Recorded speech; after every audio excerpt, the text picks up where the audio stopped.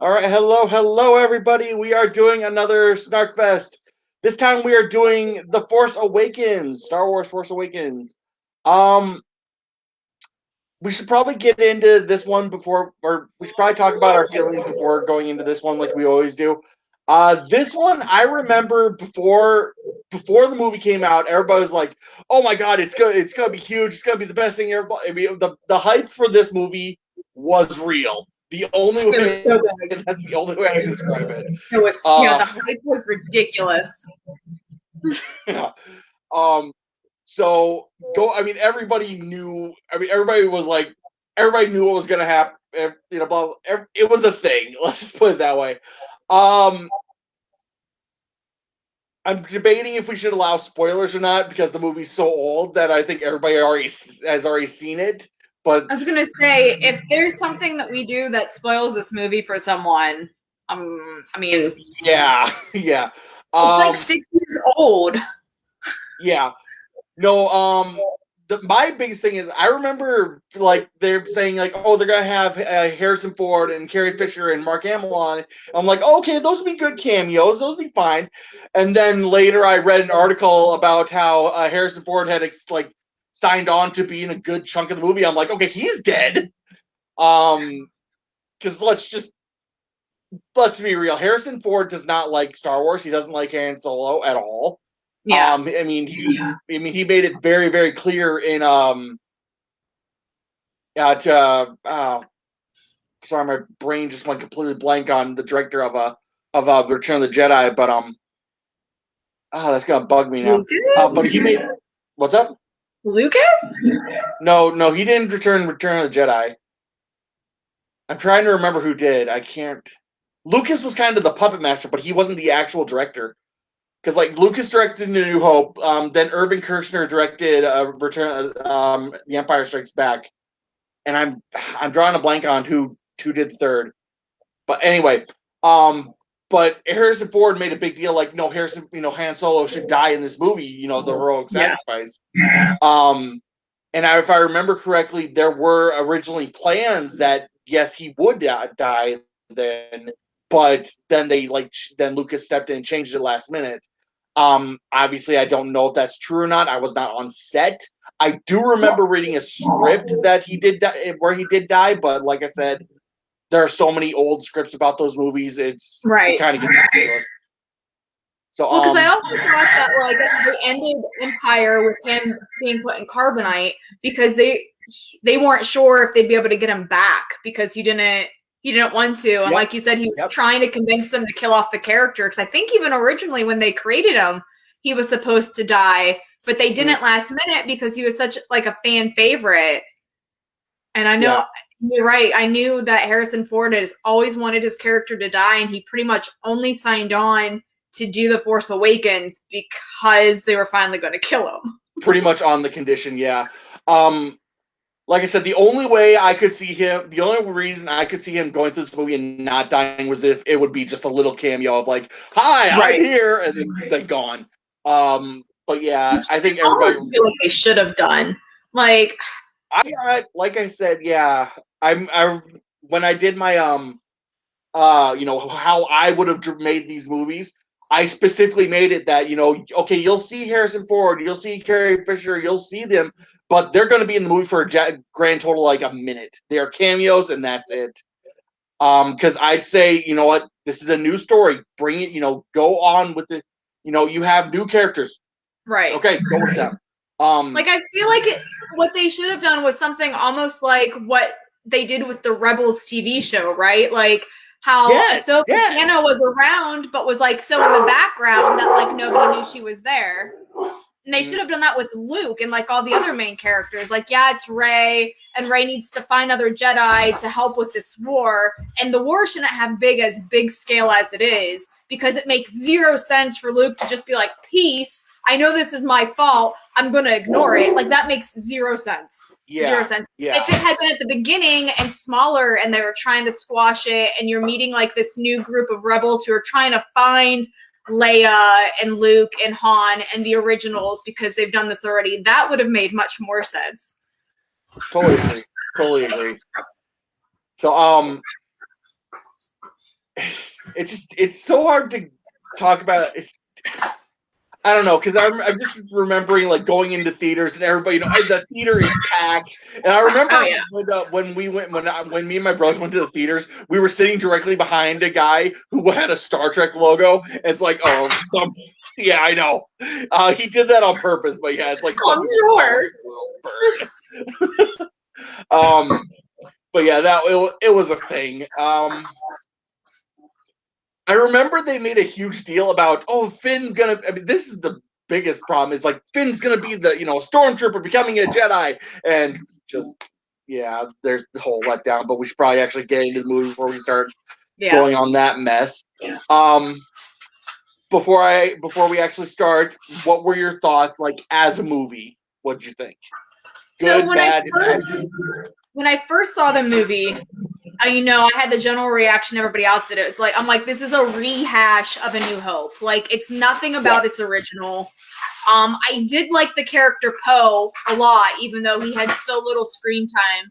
I was curious to see where Finn was going to go. I liked him.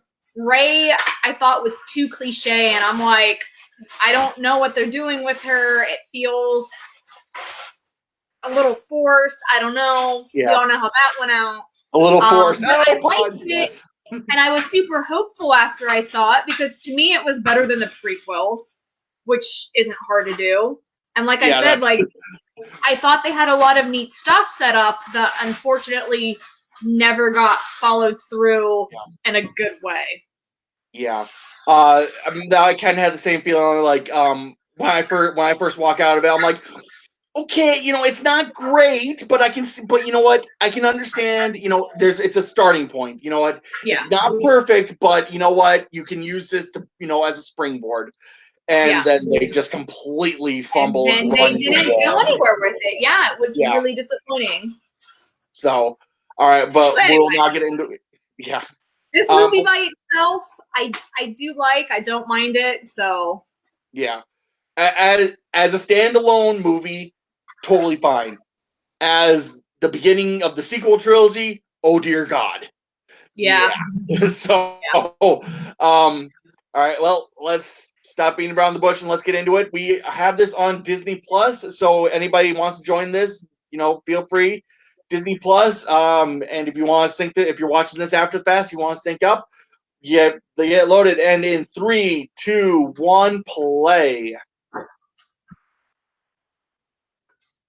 The good thing about Disney Plus is this way we don't have to actually fumble. I'm having problems. Yeah, mine is too. Okay, good. It's not just me. No, it's syncing up the group. Hold on. Okay. Mind you, this has happened, I think, every time we've done Disney Plus, so it's not a... Well, my thing's not even doing anything. Oh, here we go. It's doing something. Yep. Mine are right there, too. All right, good. Good. So we should be in sync, or at least close enough.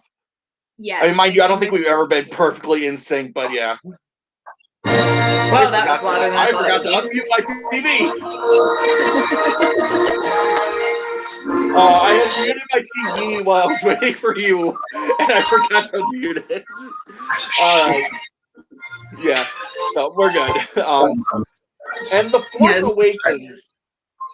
The title alone bugs me, because it's like, what about this is the Force Awakening? It makes no sense to the actual movie.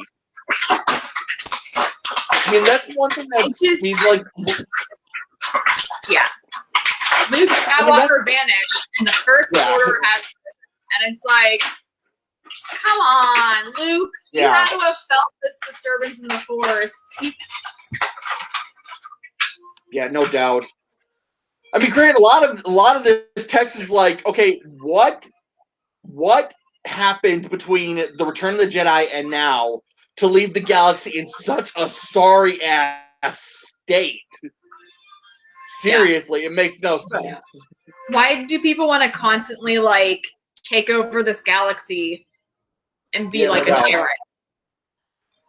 Yeah, you think after a while, everybody. I mean, because this happened in the Roman Empire when they were just after it was like Civil War after Civil War after Civil War, where the people were just so sick of wars that Augustus had to like be very, very calculating about how he called this next Civil War. He's like, "Oh, this isn't a Civil War. It's it got really really screwed up there for a while."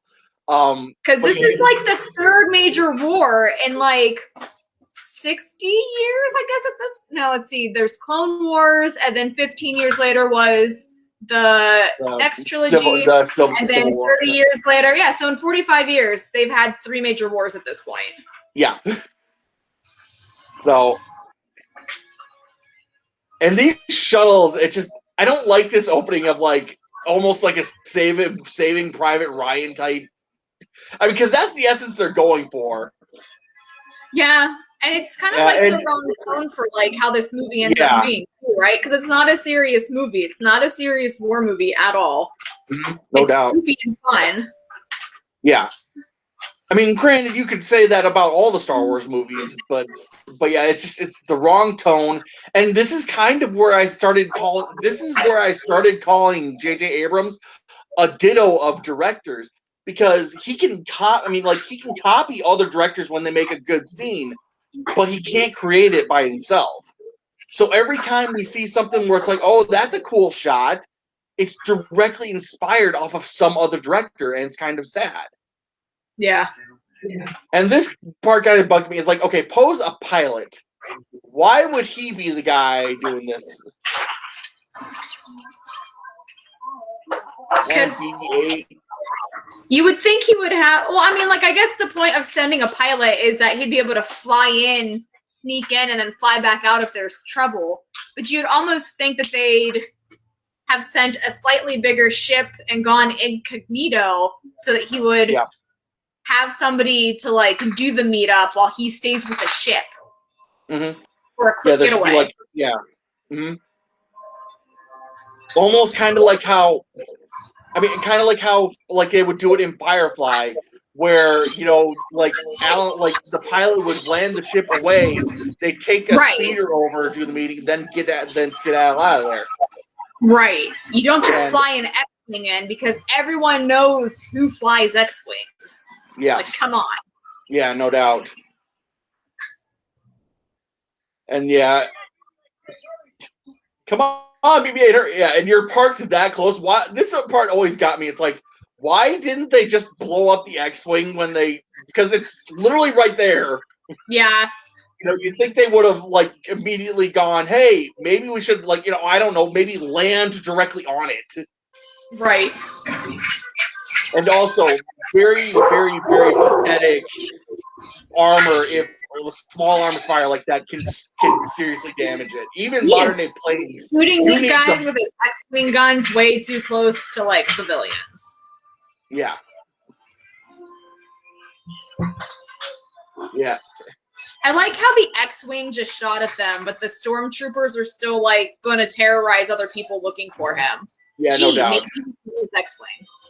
Now they're terrorizing the whole city for even helping him. Why not? Yeah. Help me, Obi-Wan Kenobi. You're my only hope. Pretty much. But yeah, everything about this movie is just exactly that. I almost wish it was Leia putting it in there and being like, go find help. Yeah, no doubt. It's like, what's your plan here? You send your robot out into the middle of a desert planet. Yeah, and oh gosh. Yeah, and this way we can tell who's this way we can tell who our main character stormtrooper is. I mean, how else are you going to tell them apart from everyone else? Yeah, no doubt. Yeah, this part always bugged me. It's like, is he looking at Finn there?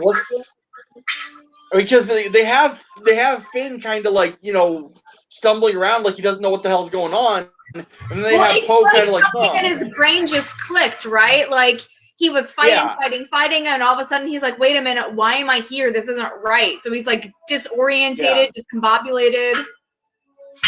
Yeah, but I'm talking about the cut to then Poe, who's just like Right. it's almost like he's looking at Finn, but it's not clear. Is he looking at Finn, What or is he Poe was looking at doing. Yeah, Kylo that Ren's was kind shuttle of coming in? weird. Right? Yeah. Was he noticing the rogue stormtrooper, or was it something else that caught his eye? They didn't really make that clear with the cuts. Yeah. Yeah. By the way, who is this old guy, and why do we care?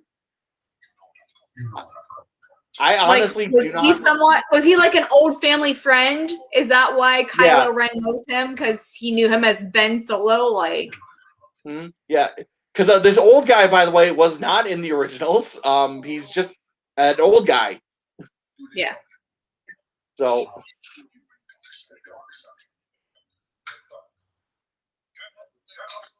Yeah. You cannot try. Oh, shut up. Did he just like slice him? I saw no body parts falling. Yeah, I don't know. And him stopping the laser bolt, cool effect, but it's also like, well, why doesn't he do shit like that earlier or later? I should say. You know, there are a lot of dead stormtroopers now who would be alive had you come in and like stop the laser bolts from zapping them. Yeah, I feel like you wouldn't be able to stop a laser bolt. It'd be like stopping a light, right? Like, yeah. So I mean, it's like I said, like an actual bullet I can understand, but a laser bolt I find a bit more hard to believe. Yeah. Like just deflect that thing with your lightsaber. That would make sense. Yeah. It's just, I mean, it's like one of those things where it's like, oh god, Phasma, who she was hyped up so much to be such a cool character, and just completely wasted.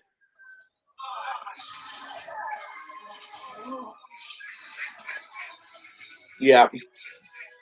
And here we get Finn not shooting, and I mean, part of me is like, I get it, but you think someone would be like, dude, why aren't you shooting? So I almost feel like he should have been like, not shooting, and then like acted like his gun was jammed or something. He's not really thinking straight right now, Jacob. Yeah, I know, but still, it's one of those things where it's like you think someone else would have noticed. Like, dude, why are you not shooting? He's going through something. Yeah, it's not like he has the logic in his head to like fake it. Fair enough. Yeah, and yeah, it's like, okay, now what? Your robot is now just wandering the desert. And look, it's PT. Yeah, yep, very much so. Yeah. This trilogy would have been cooler if Finn had been the main character instead of Rey. Yeah, totally agree. Which is why when I made, how I would have made this, Finn was the main character. He's just got a cooler backstory, I feel like, than the cliche. You cannot tell me a story of a stormtrooper becoming a Jedi would not be awesome. It would be totally awesome. Yeah. Yeah. And as much as I'm excited for like the Cassian Andor TV show and like Obi-Wan and Ahsoka, can I get a TV show about Finn and Poe and Finn becoming a Jedi? Like that would be amazing. And would be redeeming for this trilogy. It would make it okay that it exists. Or it would at least help me ignore the fact that the other two movies exist. That's yeah. Well, I mean, like I said, what they should do is Wars can help me forget that the prequel trilogy exists. Because you can just watch them and you get the gist of what happens a lot better story than you do with the second and third episodes. So basically what we need to do is just completely erase the next two movies and, redo it. Well, again, they're not going to completely erase it. But like I said, if you were to give me a TV show that takes place like after the trilogy that's about Finn being trained to become a Jedi, I wouldn't need the other two movies to know how they got there, and I could still enjoy the TV show, and it would be cool. Even if it was like a cartoon, I don't even care. It would just be better than anything else that I have right now with this because the Resistance TV show was childish, and I just couldn't get into it, and it was disappointing. And I just want something out of this awful trilogy that makes it worth existing. She'll get nothing. And this part always gets me. It's like, okay, it's cool to see Rey slide down this, sand hill, but you think she would have, I don't know, maybe parked her bike closer? Because what this entails is that she had to hike up that hill first. Well, maybe the bike can't take steep inclines like that. I don't know. It's not an easy climb. And again, I mean, I don't know. It looks like a pretty steep hill, and like everything's got its limits as to what it can climb. So yeah, she was parked right at the bottom of it. It doesn't seem that unrealistic. Well, I still think you could have found like another way up, because I don't see how it's like, okay, you park here and now you gotta climb up that hill. That's so freaking because climbing up on a hill like that on sand, very difficult. Oh yeah. Yeah. And here, that's what I mean. I don't think a vehicle would have fared much better though. Yeah. And here's the worst part. It's like, okay, park your bike and then go dragging this pile of whatever for however long she's dragging it. It's like, you could have parked closer here for certain. Not if there wasn't a parking. Maybe she couldn't find a parking space closer. It doesn't look like there's a parking. It doesn't look like that's paid parking. You need to go. That didn't exactly look like it was a prime parking spot. I'm pretty sure she could have found something else to be closer.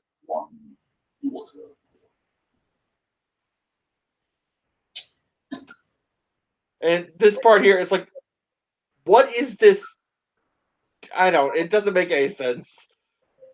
Like, what? It's a salvage operation? Yeah. If you're gonna actually have an actual salvage operation, you actually hire salvagers, people who are actually good at that shit. You don't just leave it up to whoever. Well, you would think by now that like she would, like, that's what she is for them, right? Yeah. But I don't know. They have a strange operation going, I guess. Yeah, it's very strange.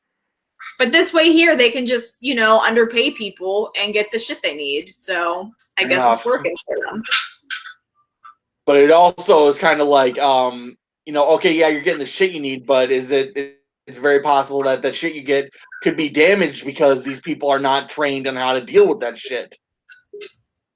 It reminds me of they could be just grabbing the parts for metal as well. Like, I don't know. Yeah.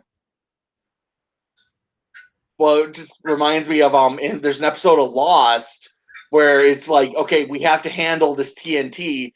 We have to handle this dynamite with care, because if we don't, it'll explode, and then a guy literally explodes. Right. And it's like, okay, you got really good hearing if you could hear that, miss. Well, she is a Jedi, so. Yeah. Well, and this part always gets me too. It's like, okay, we see her constantly with the staff. She always has her staff with her. Why does she use that as her lightsaber? Seriously, it bugs me to no end. Because the entire thing with like Kylo Ren's lightsaber later is literally just. We should probably get into this now before we get going. Is every movie, even in the prequels, they had a fascination about reinventing the lightsaber. That's why when Darth Maul had his, he had a double-bladed lightsaber, and then Count Dooku had a curved hilt, because they always have this idea of like, we need to reinvent the lightsaber. We need, blah blah blah. But we never actually see a lightsaber on top of a staff. Why not have hers be like that? Yeah. So.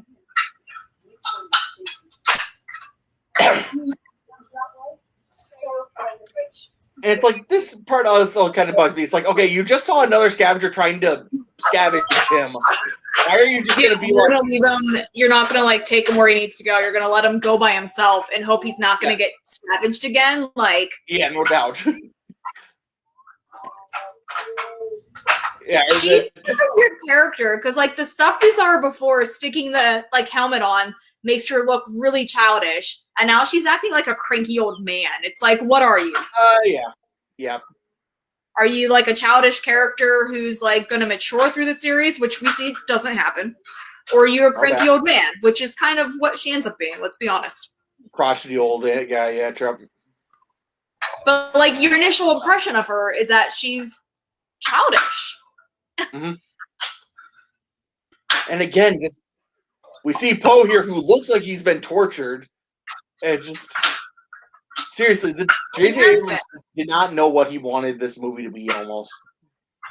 Because I mean, there are parts of it where it's like, okay, this could be really good in like a real serious war movie, but then there are other parts of it where it's like just complete goofiness, and they don't meld together well. No.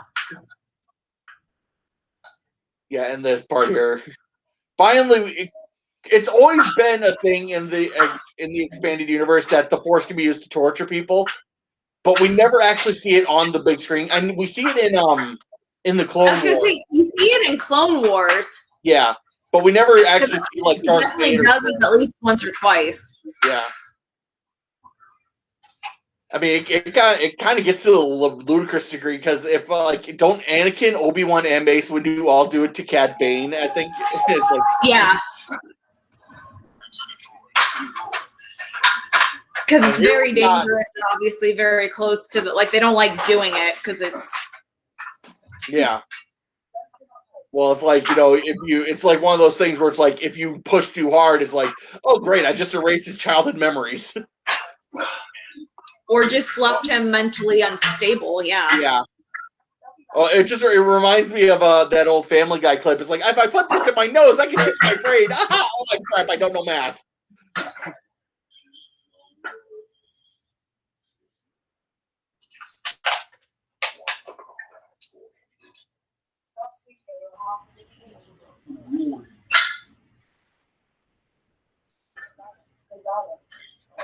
Yeah, here.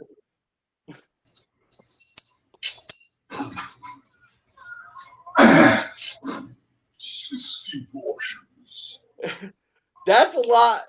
Because, I mean, they already set up that this is basically food. And it's like, that's a lot of food. But it's also, it's like, that's not your droid. And plus, I'm pretty sure having a droid be your little backup helper would be very helpful to you. And just, because imagine BB-8 going up to the Star Destroyer with you. You're going to get a lot more salvage in a lot better condition.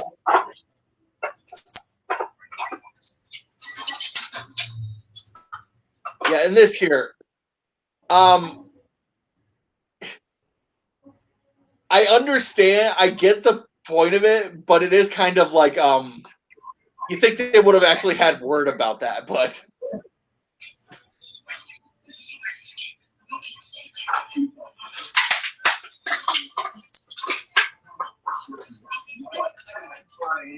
Yeah. Someone get out of here. Yeah, well, yeah. Don't. Yeah, there you go. Yeah, this part here, it's like, why are you taking the prisoner into the hangar? I don't. Because he needs a plane. I know, although I do like that bit. Working on the if I act like I'm supposed to be here, they'll let me go. So. Yeah.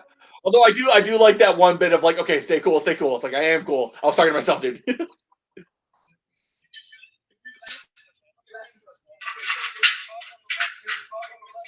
Although TIE fighters have always been set up as one single man. It's a new TIE fighter. Okay. Yeah. And it's like dangerous. I get shot down, you lose 2 people. You think they would have unplugged that? Parking break off, guys. Yeah, seriously. You think they would have realized that? Seriously, that part does kind of bug me. I mean, I get it. I mean neither one of them's used to flying TIE fighters. They didn't know where the parking break was. Although here's something. We see small arms fire completely decimate an X-Wing, no problem. Yet here we got some actually heavy ordnance shooting at this TIE fighter doing nothing. There you go. Whee! Yeah. It's like, what's your plan? Does You want- the timer have hyperspace on it?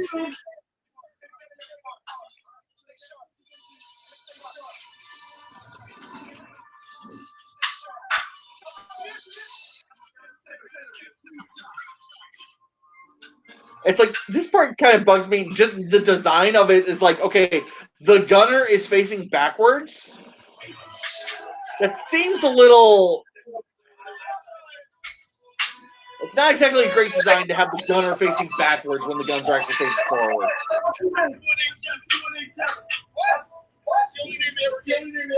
Yeah.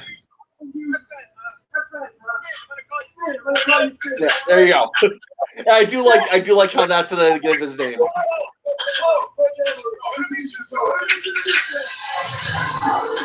Did Poe take his jacket off just to fly the TIE fighters? It looked like it, yeah. Okay. I just realized he wasn't wearing it. Yeah.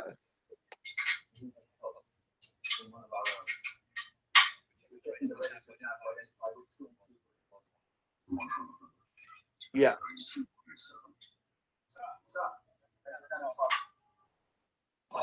Yeah, but here's the thing, it's like, okay, why are they just literally flying around in a circle now? Why haven't they jumped to hyperspace or done something? Do TIE fighters have hyperspace capability? Well, in the later movies we say that they do. In Clone Wars, they added it. Or no, the Ezra Fisher one. They had a TIE fighter with a... Or those the special ones that ended up not being built? Yeah. This is several years after that, though. That's true. You think they would have added it? But again, it's like, why don't they just go down to the planet then? Because they could have been almost on the surface now had they actually just gone there instead of flown around for random bits.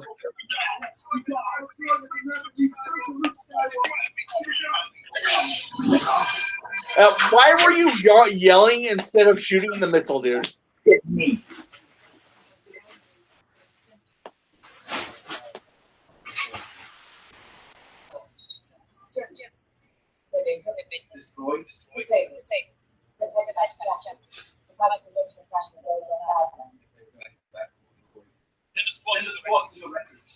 Yeah.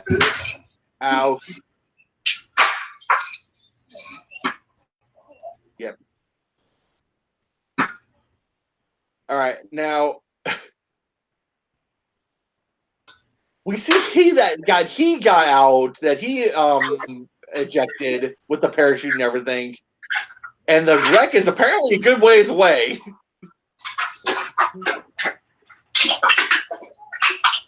Yeah. And considering how bad that was hit, that's had taken his jacket off, so that's what makes him think he didn't eject and instead got incinerated. I mean, it's not bad logic if you found someone's clothing and you couldn't find them, that they would be nearby. If you and then, you also see the thing just sink into the sand. Yeah, sure, why not? Yeah, it's like, that's kind of convenient, because how long was he laying there? And how long? Because it had to. Because considering the shot we had earlier of him walking towards the smoke, he was a good couple miles from it. So so it had to have been sitting there for a good while before it actually started sinking. So it's very convenient that it decided to sink at that specific time. And why did that sink when nothing else that had crashed on Jakku has sank? Yeah, no doubt. Yeah, and then here we see good idea. I'm here, don't pause the movie. Okay. Here we see a good idea. Take off the overly heavy armor. Yes, good idea. And also using the jacket as a sunblock too is another good idea.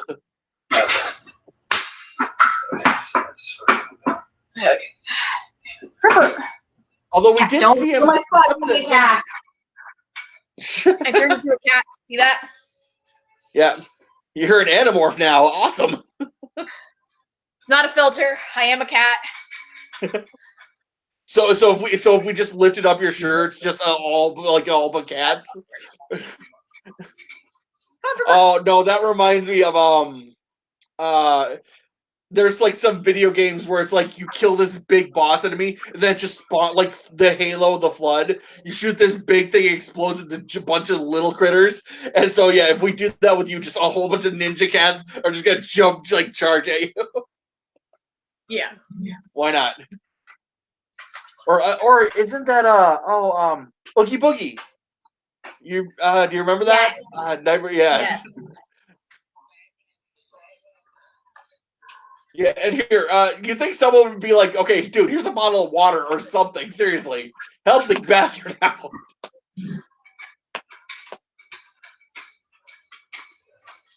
Which, and obviously you can tell that he's not actually super dehydrated, just by how he looks.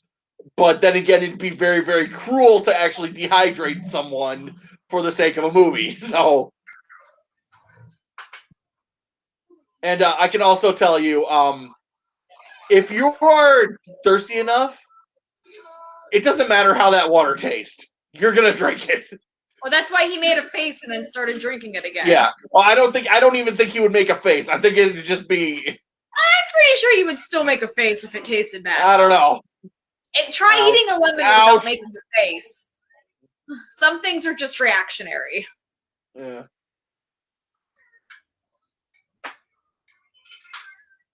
Yeah.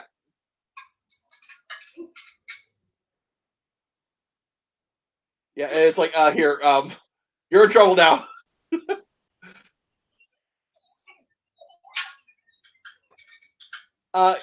You think it'd be like, hey, dude, can I talk to you for a minute instead of go bull rushing into him?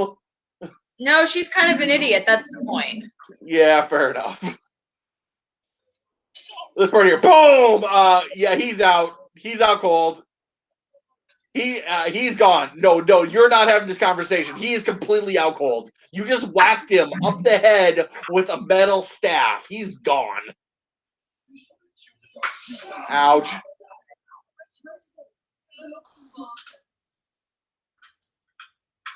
Yeah,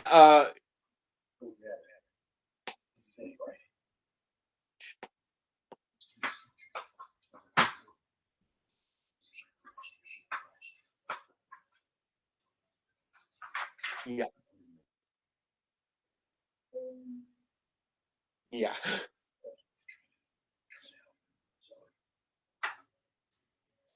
Yeah, and yep, he's just started now. Yeah. Sad robot time. Yeah, and here it's like, so you're with Resistance, and just, dude, you're owning it. It's like, dude, shut up. Because I'm sorry, this is very obviously, no, you're not.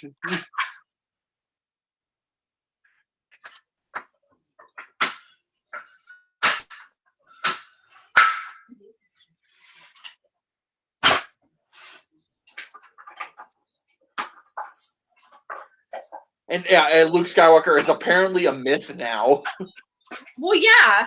I mean, it's not like everyone knew he existed, but they know, like, I'm sure the story of someone named Luke Skywalker taking down the Emperor spread throughout the galaxy. Yeah. It kind of does sound really good eyesight to be able to pick those two out in a crowd. Because here's the thing, they don't even know who those two people are now. They just picked them out of a crowd and started shooting. So they must have really good eyesight to have noticed BB-8 and then automatically assuming that those two people are part of it.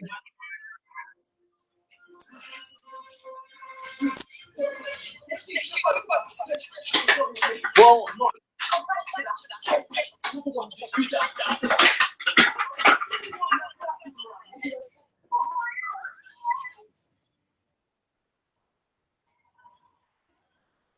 TIE fighters.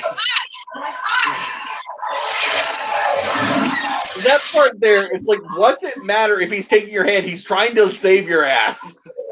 Because she's an idiot. Ouch. Yeah, now he's out cold.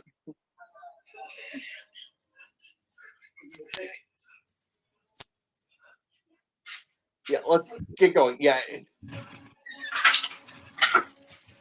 Although, seriously, those TIE fighters got very bad aim if they can't decimate a tiny town like that in 5 seconds.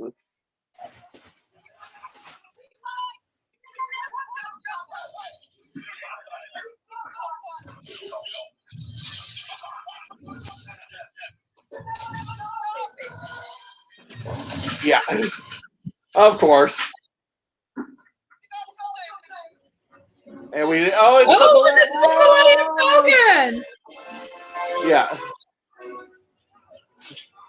As if we didn't know that's what they were talking about when she called it garbage, because God knows that was the joke in the original trilogy. Yeah. It's a piece of junk. What a piece of junk, yeah. How do you know where that's where the gunning position is? Yeah, I don't know. Yeah. It's very active, though. It knows what it's doing. For it not having flown in years, it's apparently in very good shape. Right. And again, how are they not able to hit a stationary target? Oh, well, they blew up the other ship just fine. Yeah, they blew up the other ship just fine, but apparently when it comes to this one, oh god, no way. Well, because they're in the ship now. Plot says they can't be hit, but they can do that. God, they haven't put up the landing gear yet.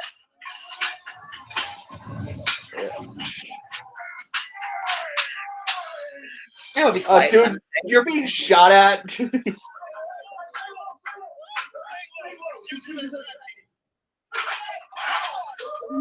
Why don't you use the droid to help you fly? Whee! Although, gosh, that where they fly that close to the ground. Oh my gosh, I play a lot of flight simulators. Flying that close to the ground is not easy.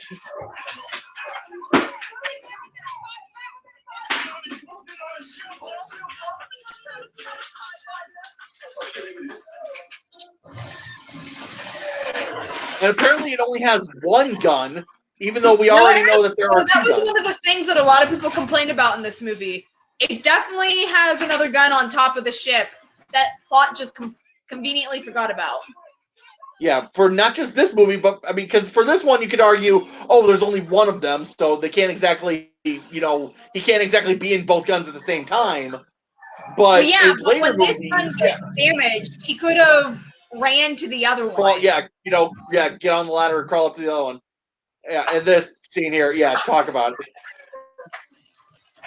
Also, why is BB-8 being tossed around? Isn't there like gravity on the ship, like fake gravity on the ship that keeps you committed to the floor? Because they did a ton of weird flying set that up that there is. Nobody got flung around this bad. Whee!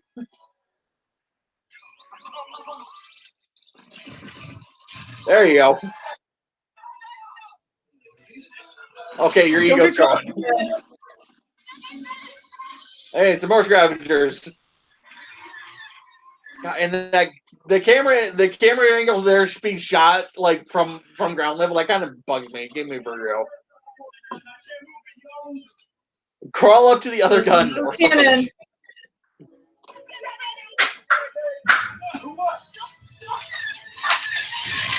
That shit, bro. That shit.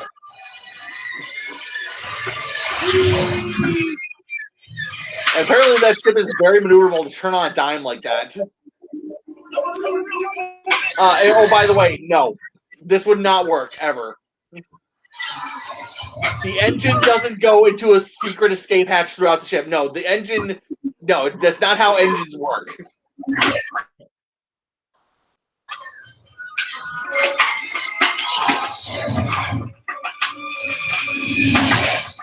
Yeah.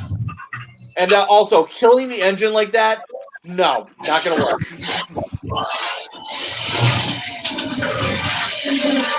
Wow.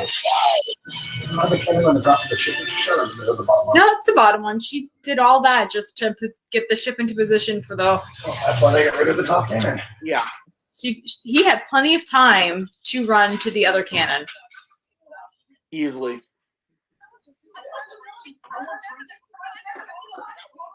Yeah. And here we go. It's like, oh yeah, you guys, you're so great. You're so great. Oh, shut up.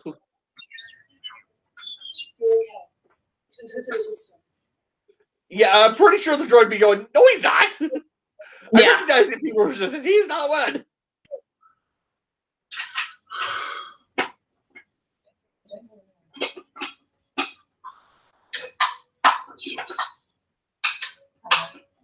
I'm brave. Ray what? Finn doesn't right Finn here. doesn't have a last name either. Who cares? Yeah, fair enough. Yeah, that's something that always got me about where it's like I'm Rey Skywalker. It's like what's it? We see plenty of characters without last names. Yeah. Chewie, Chewbacca is a great example. Finn. Yeah, some cultures in Star Wars don't have last names. That's fine. Well, even some cultures here on this planet. No, just share. I'll be back. Don't pause it. Yeah, and then this point here. What's that last name though? Prince. Prince. Yeah, Prince. He had a simple name for a while. Yes, he did. This part here just bugs it. Ugh. Why are you slashing up the computer? We need this shit. Ugh. All right, now that you're done throwing your little temper tantrum, you want to replace that? That was important shit.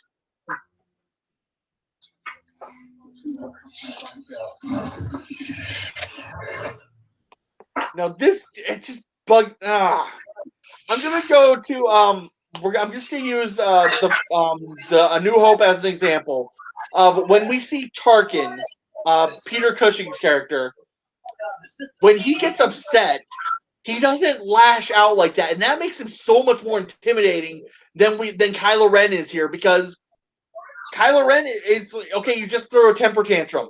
Are you done? Do you need to get your blanket?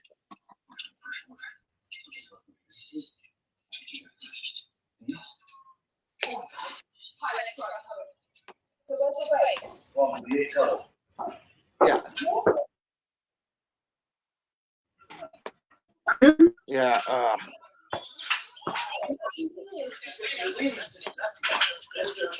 And then I do like how BB-8 has a little thumb up thingy. Just I know it has another purpose, but just he uses it as for a thumbs up just because. Yeah.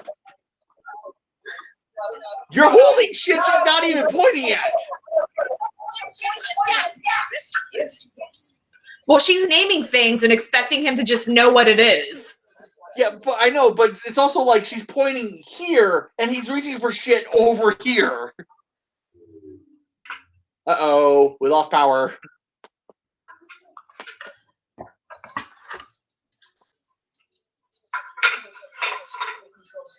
And this part here. This is just obnoxious, dude. Seriously.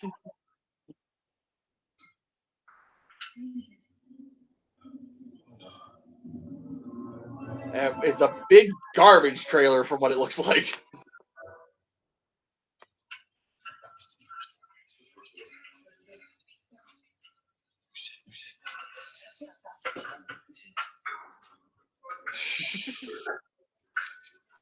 Although this part bugs me here. Ow, that would hurt. Ow.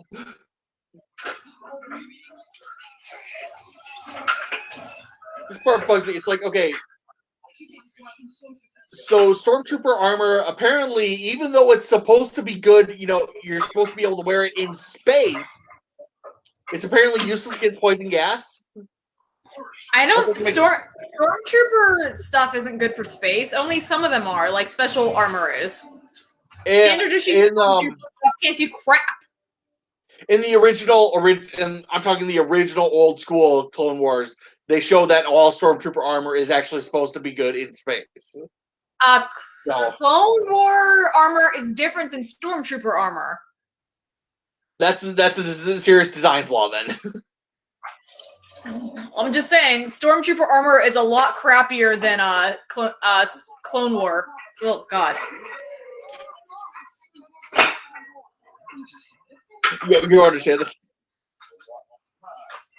What are the odds that they get? Why were these guys in the area? Yeah, no doubt. Like, how did you? Like, it would have made more sense if he knew that if he was going to Jakku because he heard his ship was there. But no, he just happens to be in the area. Like, come on. Yeah. A lot of this movie is very convenient. Right? Yeah. Yeah. Yeah.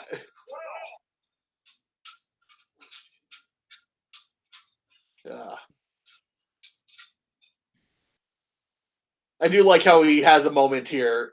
That is good that we give him a moment, but still. I don't think he ever would have been in a position to lose this ship with how much he loves it.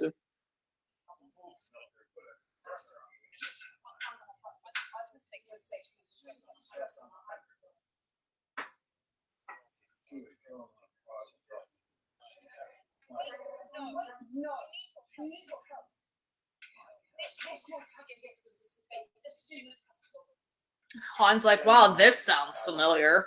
Yeah, no doubt.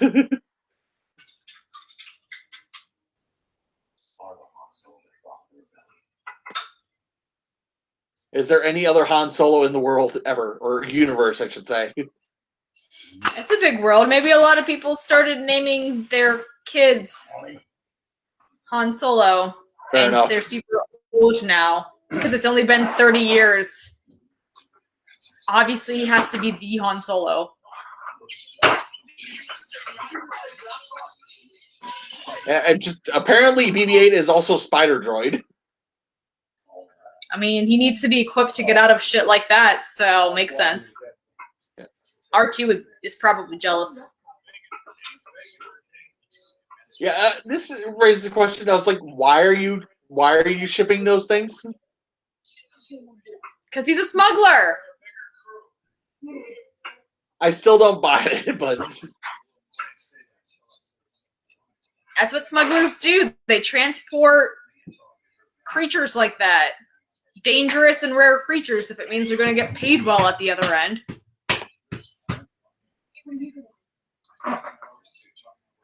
You're not very good at that.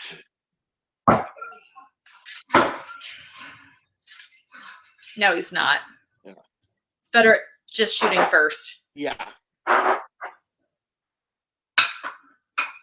Yeah. And why does he keep the droid with him? Why wouldn't he hide the droid? Does it matter? Well, it's plot convenient, but still.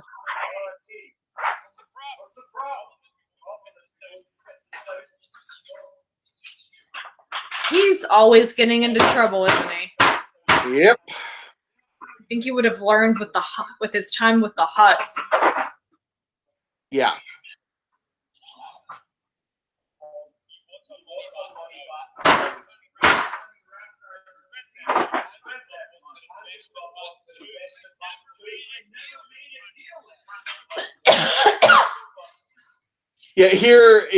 You are really bad at this. I never made a deal with these guys. Tell that to these guys. Oh, crap.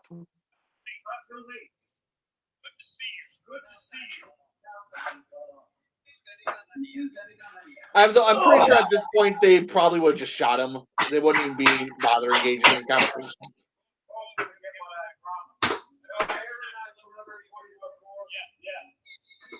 Yeah.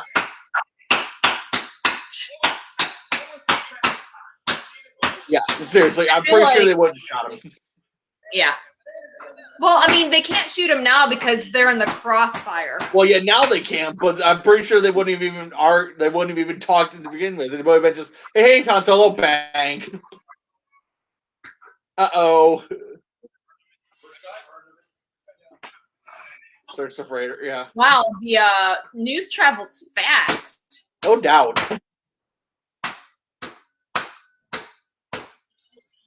Well, that reminds me of another story of ancient Rome about how one general, the emperor had died, so one general sent out his son or sent out one of his advisors to be like, okay, look, I swear my fealty to you.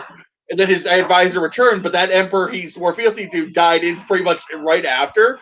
So there's a whole big deal about, oh my God, is he declaring war on me because he hasn't sworn fealty where he thought he did?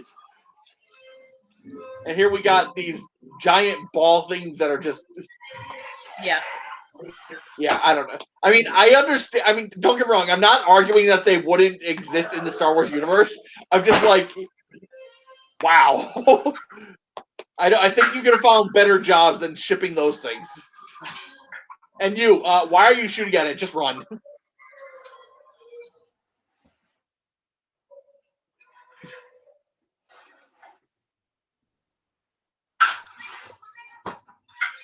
Yeah, what do they look like? That. Yeah.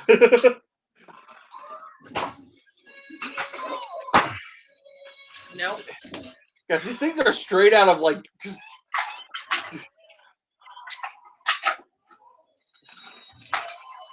What's your plan here, Miss? You're gonna take his hand in what? And the fact that he's not being eaten right now is also pretty convenient.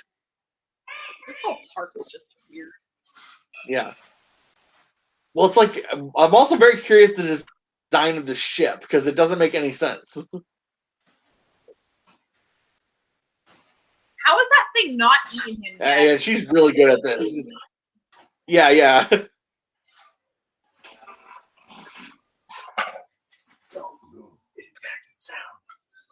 Oh man.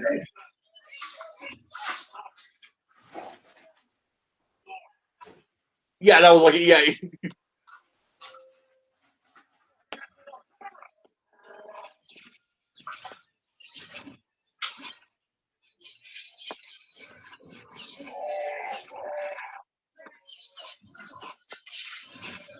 Ouch. You mean to tell me he's never shot that thing before? You've I question never that. shot Chewie's bowcaster before.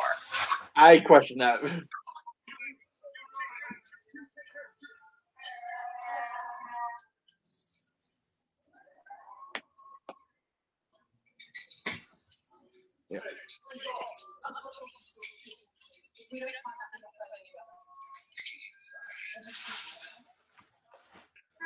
Yeah.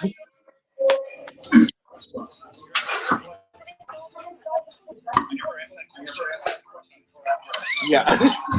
There's the thing.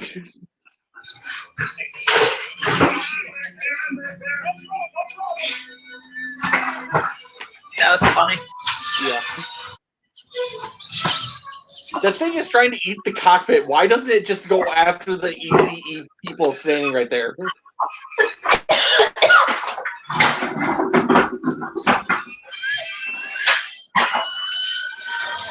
Whee! Did they just hyperspace out of the ship?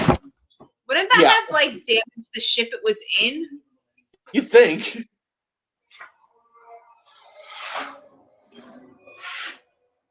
And here we got the new Death Star planet killer thingy, which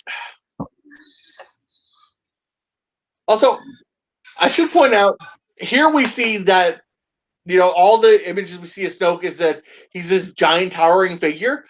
I think he should have actually been a towering figure when they actually showed him. Granted, this character is completely useless in the grand scheme of things, but still. Nah, it's a Wizard of Oz effect. Obviously. I know, but still. Big head. I know it is, yeah, but like I mentioned earlier, everything he does is inspired by something else. You named it right here, Wizard of Oz. Yeah, like I said, this movie isn't all that original, but it was slightly better. I mean, it was better than the crap that the prequels gave us, so I was okay with it. Yeah.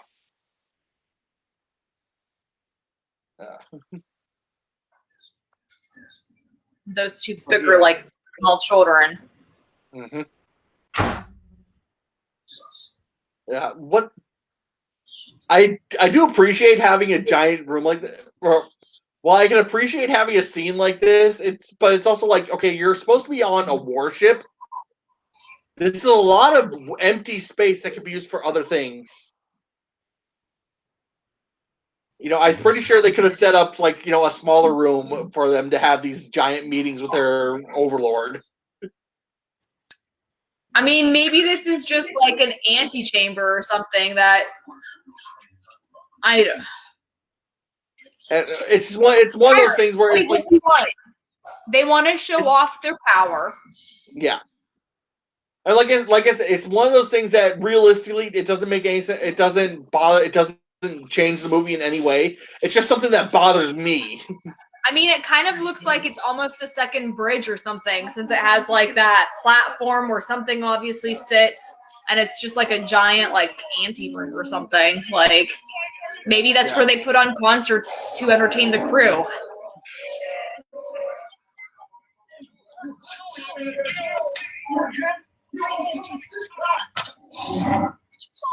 Yeah. He's almost killed me 6 times, which is fine. And apparently she unplugs the thing and fixes everything. What the hell is a compressor if it just makes everything worse? Well, somebody put it in thinking it was going to make it better, but they didn't understand the ship and know that it was not properly installed. Okay, fair enough. That is fair enough.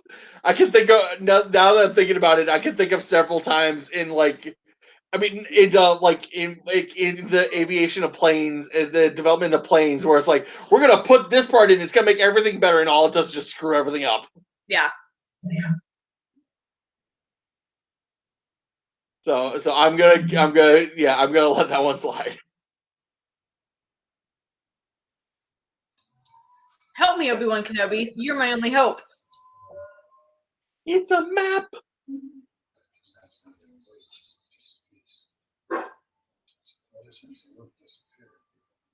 The map's incomplete. Okay. Well, who else is looking for Luke? You and his sister? Like, Yeah.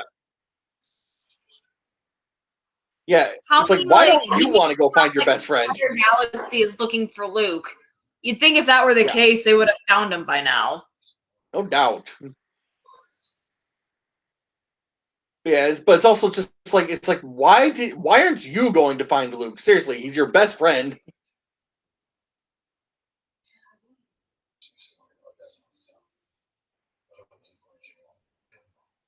Exposition, yeah.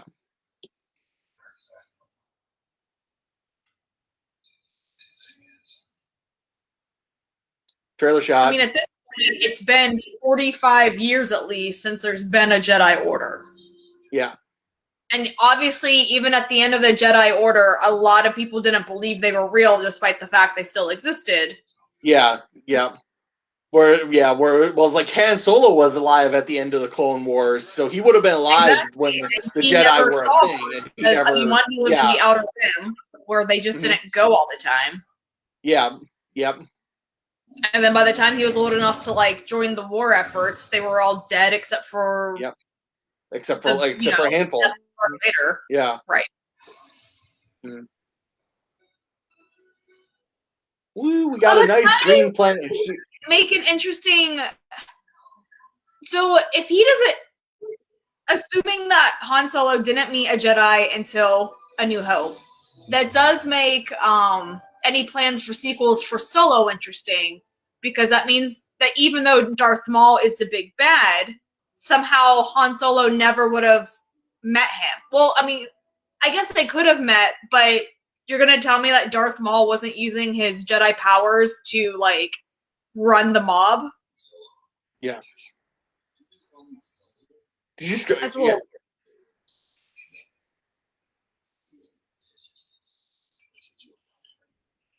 Yeah, okay, dude, shut up.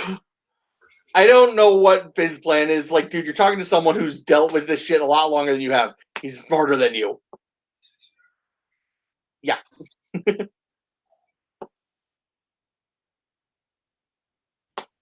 What did he give him? Was that a gun or something? A gun, I think.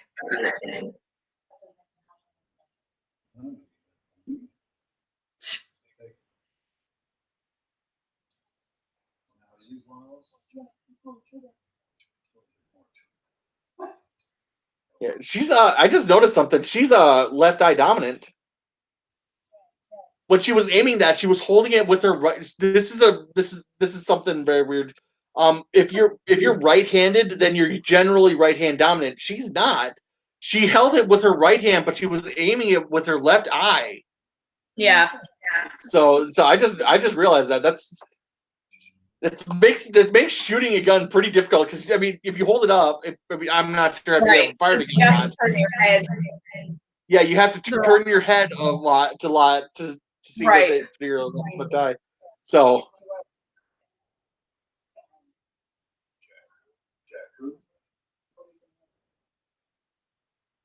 what responsibilities do you have on Jakku that you've been away too long for? Yeah.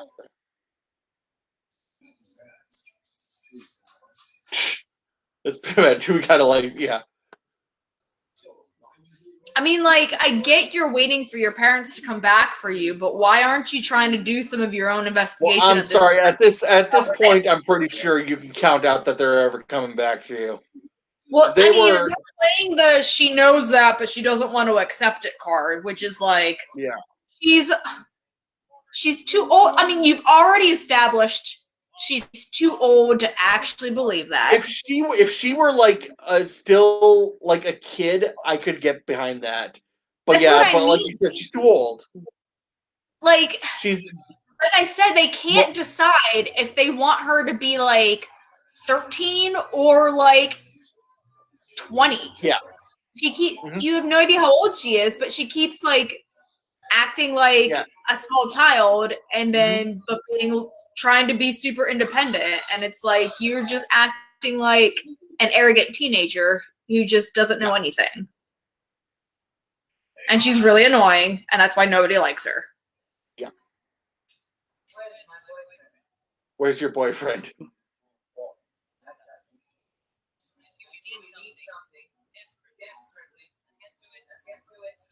Yeah, she's got real good eyesight and hearing if she could pick out that they were there. And again, why are they bringing the droid with them? Why not? It's safer with them, right? Yeah, but I'm sorry, this is the second time where it's like, oh shit, there's the droid. I think they would just be like, just dude, stay on the ship for now. We'll figure out what to do with you later. And thank God you know what that droid is.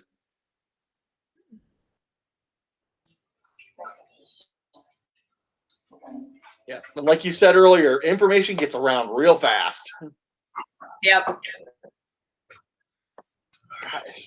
No, I'm just as we're doing that flyby of the ship, I just noticed there's like a lot. There's like the ship is part here, then part here, but there's empty space between that. It's like, why? If you have to get from this end to this end, you have to go all the way around instead of. Oh man, that's horrible design. Yeah, it is.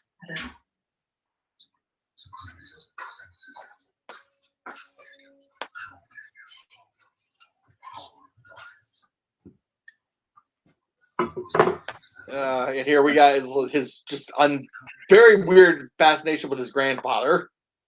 Right. Yeah. It's like, dude, you either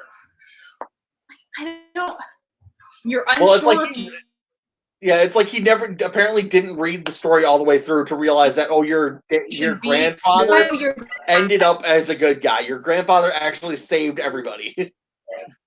Right. Right.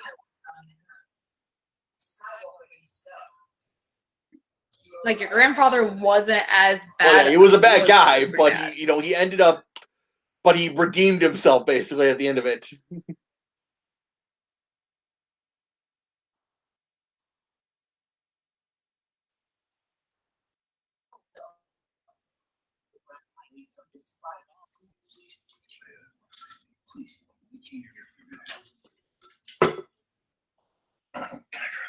Mm-hmm. Yeah. The opening scroll was just really loud. The Empire. Here we go. More backstory. It's not much of a backstory. Yeah. It's so vague. But granted, that's a lot of this.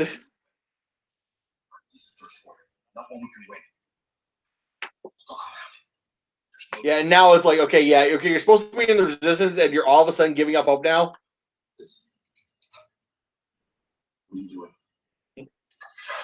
I mean, he had a point, though.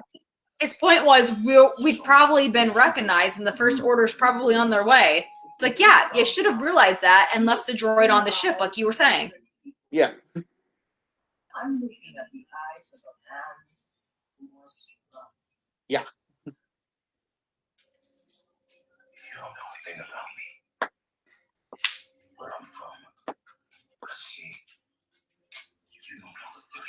I hate people who are like, you don't know what I've been through. It's like, I don't care what you've been through. You're here now. Well, Do your she's shit. making like assumptions about him, and you can't just do that.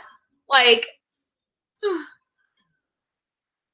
like, yeah, I want to run. I want to survive. Like, don't judge me. It's an entire Hollywood thing of just. I mean, it definitely is cliche. Mm-hmm. We're not done yet. You have to get it back to your base. Yeah. Yeah, it's now you basically have to admit that you're not part of the resistance, which your entire lie was pointless. Han's like, I'm not going to help you. Do whatever you want. Yeah, you're on your own, buddy. Yeah, I don't really know why Finn even came with him. He should have stayed on the ship with the droid, and Rey and Han could have gone and talked to Oz help. That probably would have made the most sense. Well, it's also I don't know why Chewie apparently has been shot and needs medical attention. You'd think you'd be giving him medical attention. I will let you. Finn, what are you talking about? I'm not resistance. I'm not a hero. I'm a stormtrooper. Thank you. Like all of them, I was taken from a family I'll never know. Raised to do one thing. When I looked at them, I made a choice. I wasn't going to kill for them. So I ran right into you. You looked at me like no one ever had. Like a person. I was ashamed of what I was. I'm done with the First Order. I'm never going back. This is a good, meaningful moment, though. I will say that. But the problem is, it's just, in the overarching movie, it's kind of pointless.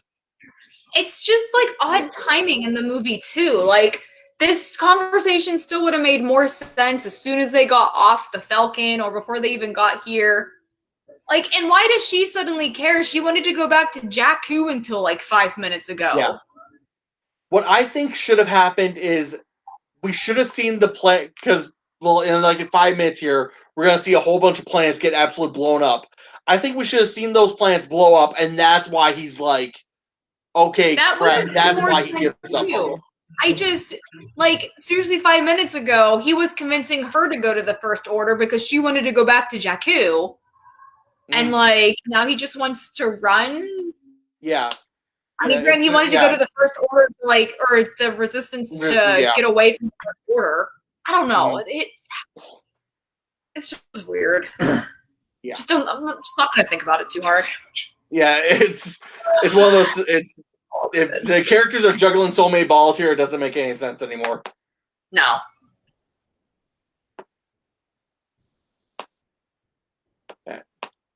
And BB-8 is following you. That door apparently just. I'm assuming that door had a motion tracker on it and just the triggers to open everything. Because it's just kind of weird. Otherwise, it's like the door just magically opens just for you. But that seems to be like a storage room. Why would a storage room have a motion sensor door? I guess if you needed to like lug things in, you wouldn't want to have to put it down to open the door. Well, I mean, heck, you could have just had it be like clapper. Clap on. If you're holding something, you can't just clap, though. Yeah. Door open. Yeah. Hey, Siri, open the door. Right.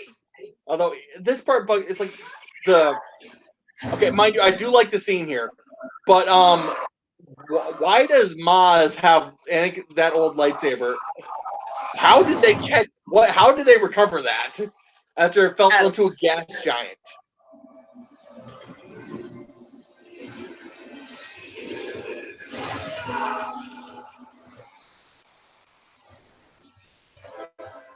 Yeah, the Knights of Ren, which were apparently going to be a big thing, but were never utilized, tragically.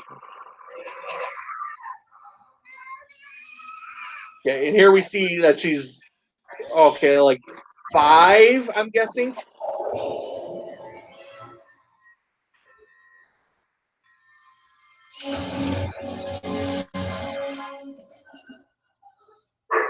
Yep.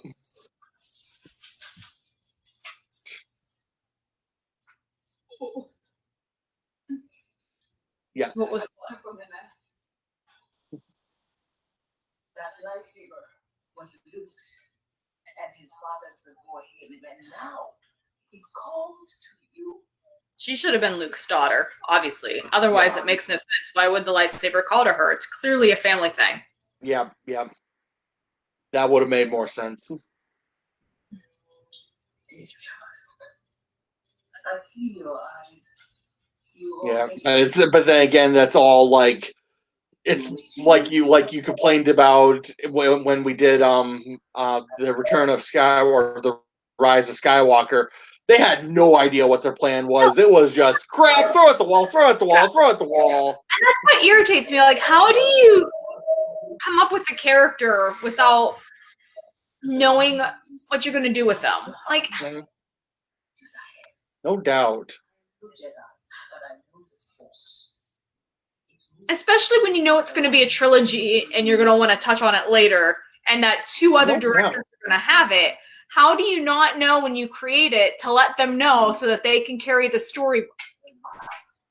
It's like, by the way, this is a big deal. Don't, when you have something that's a big deal, never be like, okay, figure it out later. No, figure it out now, and that way you can weave it through the exposition.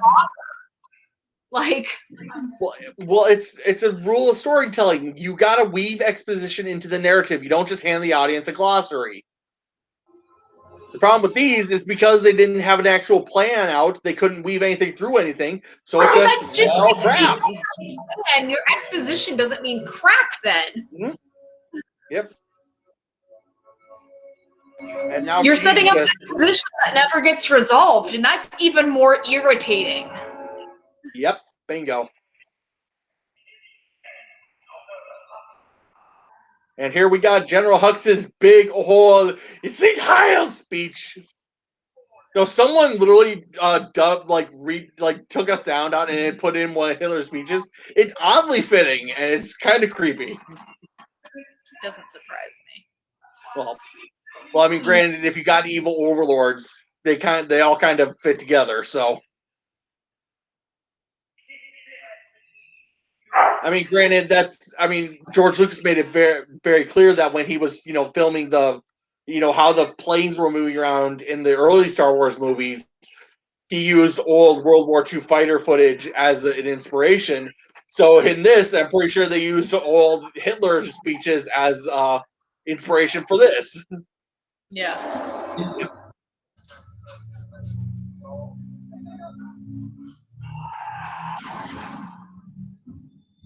Boom. Although here, I just noticed something. Anyone thought this was sustainable. Also, how did they grow so many trees on this thing? Yeah, no doubt. But something just hit me. They later on in the movie they established that this gun cannot fire if the sun is shining. We clearly see the sun is shining on the planet. Well, they stole the power from a different sun then. Got duplicate stars. I don't know. Maybe there is more than one sun. Maybe it's a system like Tatooine. I do know that's one thing our star is weird is that most stars in the galaxy, from what we can tell anyway, they're actually like 2 or 3 stars orbiting around each other. Right. Our star is weird in that it doesn't have a star. That we know of anyway. There's no other star orbiting around our star. Blowing up an entire system. Yeah, and here we see this. She almost kind of looked like kind of bugs me because we see this one woman standing there watching the incoming devastation, but it's like we don't recognize that woman at all. I think that should be like Mon Mothma from the originals, or even Wedge Antilles. That should be someone we recognize from the originals. So that way it means... What planets are you blowing up? Like, that's the other thing too, though, right? Like, do you know Resistance is on these planets? Like, why did you pick these planets? If you're going to, start taking over the galaxy, are you starting your takeover just by blowing up half the galaxy so the rest just, Yeah. But, so I mean... But I mean, that's kind of a thing that I've talked about before. Is that when George Lucas did the prequels should all be set on Alderaan. That way, when Alderaan blows up in A New Hope, it means something. Right. Instead of having it on Naboo, which is just. Good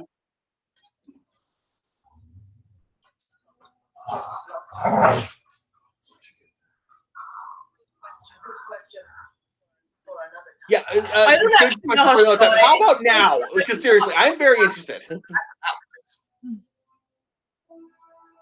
But yeah, it's a good question for another time. Granted, this was made when they made this. It was very clear they weren't just going to make all three movies because they were going to make when they made this movie. Disney was very clear, like we're going to make this a whole thing. We're going to make everything Star Wars.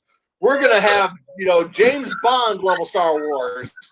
So, but then all of a sudden it got canceled because oh shit.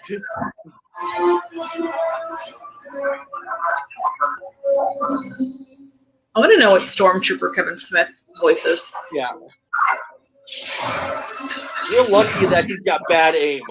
I almost kind of feel bad that all these actors are stormtroopers, but they're getting voiced by like more famous people. Yeah, no doubt. I said James Bond doesn't. No. That was the Mandalorian thing. Doesn't the most recent James Bond play a part in one of these guys? Yeah, I can't remember. Yeah, I know which one he voices. He's later, but okay. Kevin Smith voices a stormtrooper because that was J.J. Abrams' apology to him for something that happened at San Diego Comic-Con that he loves talking about. J.J. Abrams broke Kevin Smith's heart, and to make it up to him, he was like, "Do you want to come on set? And then do you want to voice a stormtrooper?" And Kevin Smith was like, "Yes." But apology accepted. I've never heard that story, so you'll have to tell me that. But yeah. I need a weapon. You have one. It's a nice weapon. It is, right? But seriously, I really think this could have been really cool. Where it's just Finn being actually being a badass with the lightsaber. That would have been awesome. Yeah, I think you would have gotten your own. He never fired his bowcaster before. There you go. Traitor. And here we got this. This should have been Phasma. This bit right here should have been him fighting Phasma. I'm kind of surprised they know what each other looks like under the mask. I guess not, but it's just weird because you never see like stormtroopers just chilling in a rec room with their masks off. So I guess that's why. Well, I mean, that could have been a thing. Imagine if this was like Finn's best friend. Seriously, imagine that. Yeah, imagine if we had seen a shot of Finn and this other stormtrooper hanging out, and then this stormtrooper takes off his helmet. And then they fight. That would actually mean something. But like I said, J.J. Abrams can't write something meaningful, unfortunately. You're in trouble.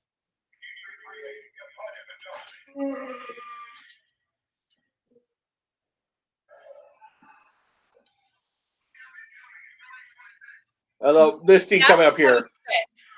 I just Googled this scene coming up here. Just before he said it. I could hear it though. Yeah. We have incoming at 28.6 move. That was Kevin Smith. Yeah, no, this scene right here. Really awesome shot. I do love this shot of the X-Wings flying super close to the water. Oh, look, he's still alive. Yeah, look, he's alive. Yay! How did he get off the planet, I wonder? What is kind of cool is it far better up flyer than Luke ever was. Ow. I do really like this scene because it's really cool to see X-Wings actually dogfighting with TIE fighters. So I do love it. Although those X-Wing guns are apparently very, very, very underpowered. If they hit a guy and he just goes backwards and doesn't completely disintegrate. Because if you were to get hit by a bullet from an F-22, you're not going to be in one piece anymore. your head, you're gonna be a splatter. Those are firing big bullets. They're shooting civilians with X-wings. They'd be blown up. Yeah. Those guns take out other ships. Yeah. Like that. Yeah, this is literally called paperclips. And we also see that Poe's X-wing is different color too, because Why not? yeah, I don't think that's actually a thing though, because like especially with modern stealth fighters, they want it to be stealth, and actually the color of the paint can affect that.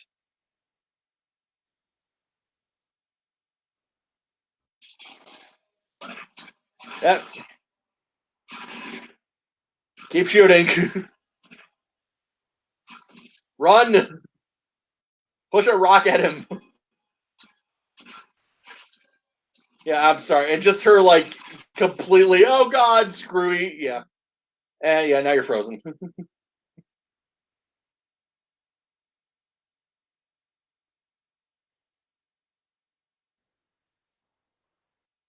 How?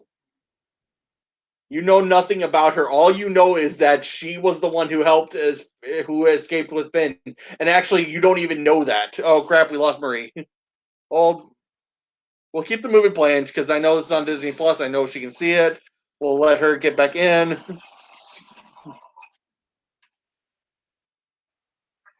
I'll go message her real quick.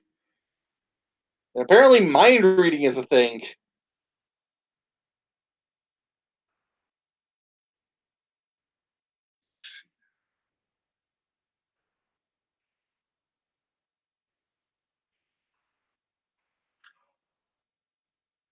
And here, this part bugs me.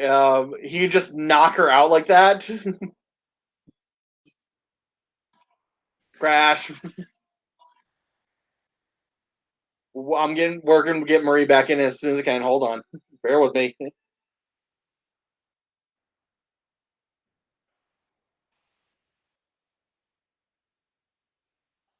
Hold on. I messaged her. We're working on it.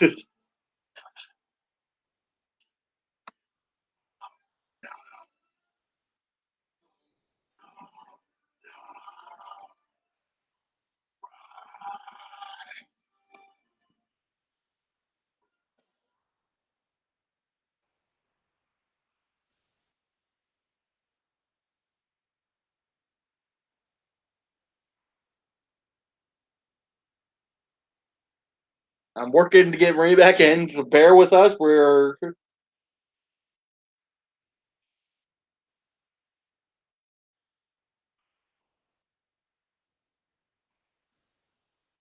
all right. Hold on. Here we go. Here we go.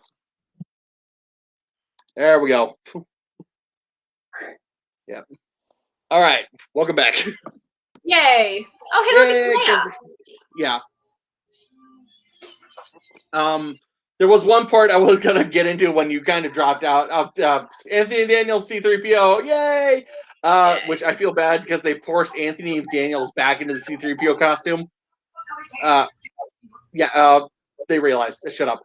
But one part they make it very clear that okay, Han sees Kylo Ren and just watches. I really think he would have like done something. Because seriously.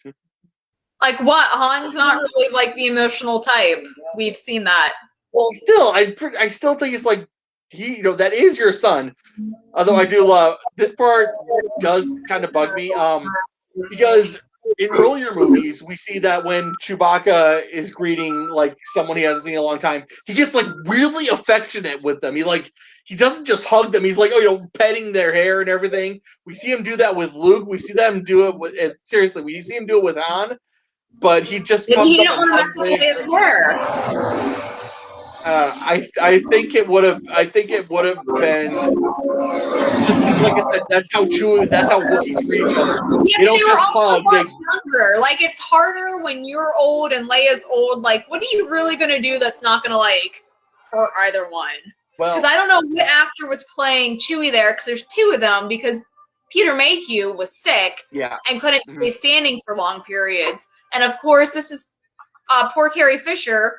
I mean, she's was doing all right for this movie, but she's still not exactly young, so you're not going to pick her up anyway, no matter who's playing Chewie. You're not picking her up. I'm not saying that they need to pick her up, but I think it would have been like a little bit more of a thing. I think the hug's good though. Like it's. Well, I'm not saying the hug's not. I'm not saying that the hug's bad. I'm just saying I thought it would be more. And then here's where something really bugged me is like they could have set up a whole romantic partnership between Poe and Finn, but they never do. I remember a lot of fans were saying that they should, but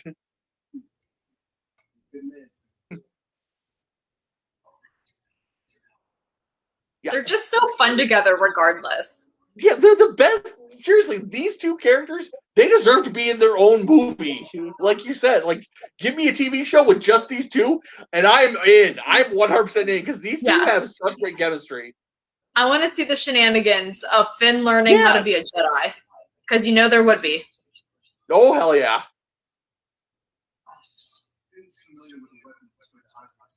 The Hosnian system.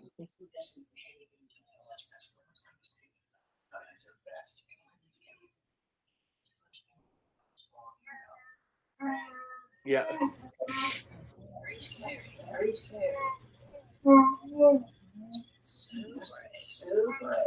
Oh, that part there. I wish it had been like a character we knew from the originals.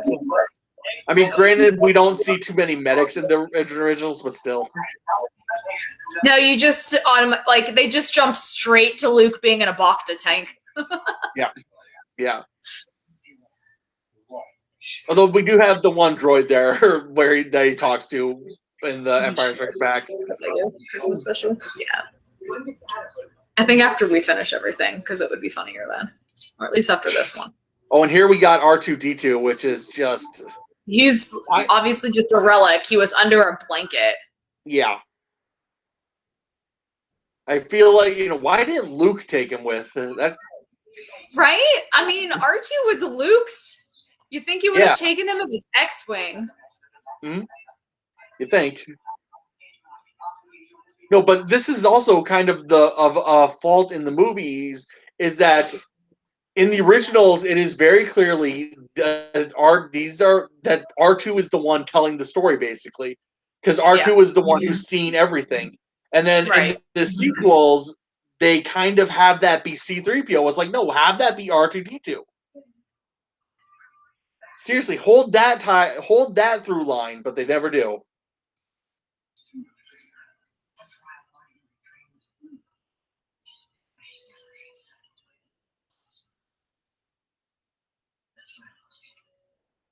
Yeah, and here we are. Oh, they apparently had a family life and just. I mean, in essence, their child died. That kind of puts a strain on a relationship. Yeah, it's hard to say, but I mean, it's not unbelievable that this would have happened to them. I do know of couples that of people that that they're these super loving couples, they just adore each other, but then a child dies or something, and they end up breaking apart. I do know that does happen. It's really stressful. It's not. You're right. But I find it a little weird that these two have never held contact in that time, or that they've never made any attempt to, to at least talk to him. And what was the point of that shot of the TIE fighters flying over the snow? You could have cut that out entirely. To show that, hey, now we're on the Death Planet. Yeah. We're on another planet now. Have fun. Yeah. Just transition. And hold on. You were just sitting there watching her sleep. Yes. A little creepy. I mean, that's a little creepy there, buddy. They're setting up the fact that everybody thought these two were going to hook up and rule the galaxy as bad guys, which still probably should have happened. They really should have. And then Finn should have been the Jedi that stopped them and brought them back. Yes. Yeah. Yeah. I say, you know what? what I'm saying, what for Disney to do now is just say, okay, don't have an official timeline. Literally, just open up everything. It's like, okay, now open up to like this is a story that happens in this universe. Show us the story of Rey and Kylo Ren ruling the galaxy as evil husband and wife. That'd be awesome. There are so many possible story ideas to go down, and they just throw them all away to make Rey a Skywalker or to make Rey a Palpatine. So many more interesting things they could have done, and it's like seriously, it's like okay, what possibility is the lamest we could go with, and that's the one they chose, and it's so disheartening. They just didn't put that much effort into the plot of this trilogy, and it's just disappointing. I mean, Lucas at least put effort into the prequels.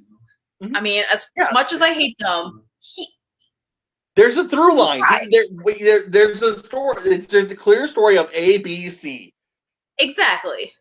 So, I mean, don't get me. I mean, mind you, this is kind of sad. This is the best movie of the sequel trilogies, and as a standalone movie, it is better than all the prequels. Yet we're bad mouthing it so much only because it's tied to the other shitty movies. Because again, it sets up a lot of neat ideas that just weren't followed through. Although one scene I did want to talk about is where she's like, it's kind of hard to feel pity for a creature behind a mask, and he takes off the mask. Is like, he's a monster without, They could have done a little bit more with that, but I do appreciate it. And apparently she's better at this than you are. With zero training and without the hand. Yeah. Which, I mean, to be fair, it's like, how do you act this? How do you act like you're being mentally tortured between each other? Look constipated. Go. Yeah, pretty much. Yeah, but I mean, literally all the actors are doing is just like she's just leaning back and forth like this, looking all serious, and he's just shaking his hand. Yep. Darth Vader wasn't strong. Spoiler alert. He came back to the light side. Yep.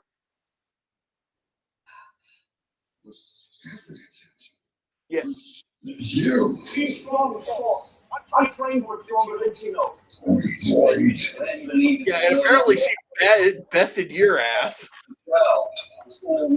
So is Snoke a Jedi? Because if Kylo Ren's a Sith, there needs to be two. Mm-hmm. Yep. Why? What's it matter to you? Because he knows Skywalker is the only one who can stop them, and that clearly happens. Yeah, clearly.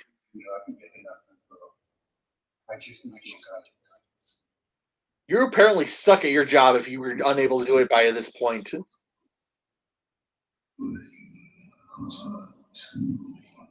Okay, you have to say it that slowly? Yes. I'm going to say this slow so that your brain can understand. Oh, should have used small words as well. Yeah, and apparently she just... This is Daniel Craig. This is James Bond. Oh, this is... Okay, let me listen. What did you say? Ah, yeah, this is him. Okay. And I appreciate that she's trying to use the Force, but is not doing it. But it does kind of make it like it does kind of make the question of like, if she's so damn good, well, it makes her Mary Sue. Exactly. Like she didn't zero training, really. Like she was not the person I wanted this story to follow. I'm more interested in Finn. You set him up with a pretty interesting backstory that I want to learn about, not this crap. No doubt. I mean, and I don't mean, again, I don't like to just constantly go off like, oh, how I would have done this movie but I'm going to do it one more time here, is how I would have done this movie is that I would be okay with Rey being like this Force prodigy, but then in the second movie, it's because of her arrogance. It's like she thinks she's all this. She thinks she's all badass, and it's her arrogance that ends up getting her that she gets her ass handed to her in a fight. Right, kind of like what they did with Ahsoka in the Clone Wars. Yeah, like there's one moment where Ahsoka's arrogance gets her entire clone trooper section killed, and that's when she starts to learn and get better. Yeah, but Rey never has anything. There are two scenes like that, aren't there? What? I'm thinking there are two scenes of Ahsoka doing that. She has a little arc of where, it bites her in the butt, for sure. No, there's one where she's piloting, like where she's in her starfighter and she's disobeying orders and then as a result, a capital ship gets blown up. And then there's another time when they're on Fallujah where it's literally the same thing. Right. So, but yeah. But I mean, granted, I also would have had it that she lost her leg, and that way when she makes her leg, hey, look, it's Admiral Akbar. He's completely useless in these things. But anyway, but she loses her leg, and that way she gets a robotic leg, but it doesn't work properly. And that way, her lightsaber is her staff, and that way it's like, okay, I tie it all together. Or heck, she should have lost an arm, just because that's what happens, right? Anakin lost his arm. Yeah. Skywalker lost his arm. Luke, I mean, she should have lost hers too. Got to keep with the family tradition. Yeah, but I said she'd lose a leg because it's just because I think I made this that joke. That would have given another purpose to the staff she loves to carry so much. Yeah. That wouldn't have been a bad idea. But we made this joke when we did Revenge of the Sith is count the lost hands of Star Wars. There's a lot of them. So I'm a little bit like, okay, let's have it be a leg this time, because it gets the same meaning across, but it's something different still. Yeah. Because there are a lot of lost hands in Star Wars. A lot of them. Yes, there are. And now we're getting these shots of, hey, look, it's Ian Nubb. He's not a fighter pilot, so I'm very curious why he's going on this mission, but he's a co-pilot. He's not. But also, it's like we only see X-Wings. Where are the B-Wings? Where are the Y-Wings? We see A-Wings in the next movie. Where are those? Right. Or heck, where are those giant useless ass bombers that we see later? Because those would actually be effective in this type of mission that they're going on. Maybe they're being built somewhere. Yeah. Because I mean, the one thing that I did learn from the 5 episodes of the Resistance show I watched is that at this point in time, most of the universe galaxy doesn't even believe that the First Order exists and that it's a threat. Mostly because of what you said, because they're just tired of war. They don't even care anymore. So they're having problems getting the equipment they need to properly fight because nobody wants to help because no one believes it's a threat. Yeah. So, I mean, that would be why they don't have the new bombers, but you're right. Why don't they have the B-Wings and the A-Wings and the Y-Wings and the whatever wings? U-Wings. E-Wings. There are so many fighters from the Star Wars. We get more than just X-Wings, as you pointed out. I mean, don't get me wrong, I do appreciate that they made the X-Wings look more advanced, but they're still, I mean, I appreciate that they make them look more advanced, yet they're still very much the iconic X-Wing. But still, I still think it's give us an A-Wing, give us a B-Wing, especially in this mission that they're going on, a bombing mission. Where are these specific bombers in the? I mean, in the original, in A New Hope, we get a feeling for what the Y-Wings are just by how they're flying. Yeah. And this shot here, it's okay, they were going light speed, and they managed to slow down enough and not crater into the planet. Damn. I don't think that thing's flying anymore after that type of crash. No, I mean, it's had worse. Well, later on, we see it crash deliberately into a giant mountainside, and it'll be fine, so. Yeah. At least here it was just pounding through snow, so fair enough. Troops on the left. Whatever you can lock down. Just want to try to steal a ship to us. Yep. He's a winner. How can you feel Han Solo? He doesn't have the Force. That's not how it works. Yeah. Well, I mean, Han Solo has a brilliant line about that later. It's like, I think we're going to see it here in like the next 5 seconds or so. What's your job? Sanitation. And how do you say that? I don't. Just here to get ready. People are coming on us. The galaxy is coming on us. So, we'll figure it I feel like they. How did they Right here, only right here. send 3 people Yeah. to take down this base? Really? I'll be right back. I do like Han Solo there. It's like, we'll use the Force. That's not how this works. Yes. That's not how this works. That's not how any of this works. Yeah. Weapon charged in 15 minutes, sir. Apparently, it takes a long ass time for this weapon to charge. Ouch! The longer we're here, the less luck you can have. The shields. Have an idea. Don't worry, Finn's got an idea about that. We're gonna just completely shit on Phasma. Boom.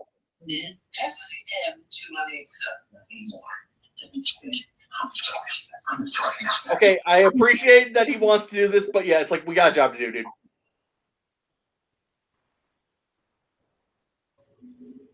And here we got Rey. Just seriously, the only thing missing from Rey sneaking around here is the Pink Panther theme. Seriously.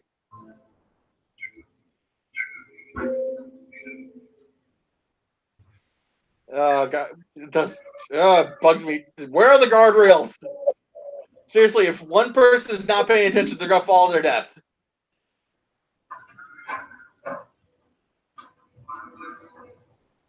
But granted, it makes it easier for her to just completely climb down.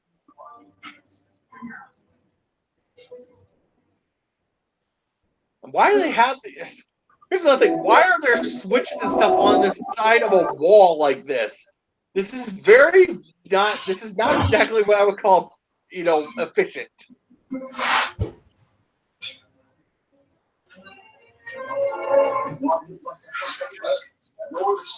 Seriously, to get to those controls, you have to pretty much be in a jetpack. It doesn't make any sense.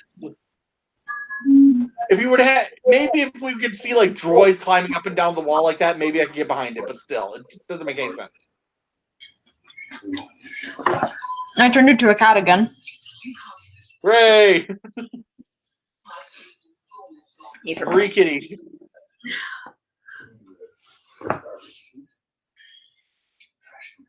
See, I do like that callback. this is the other thing I didn't like about Phasma. They hyped her up to be this badass, and they just take her that easy. Not even a she's fight. completely Like, come shit on. on. Yeah. Come on. At least Boba Fett was more intimidating than that. Yeah. Which Boba Fett actually he lives up to the hype in The Mandalorian. I will say that. Right, he captures them all, and he's intimidating. He doesn't get captured that easily.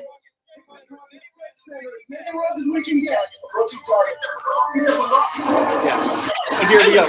It's like this type of target, those giant ass bombers we see in the next movie, those would actually be very effective against that target. Granted, I don't think they'd actually get in range to actually shoot it because all those defense turrets are gonna blow them out of the sky. But still,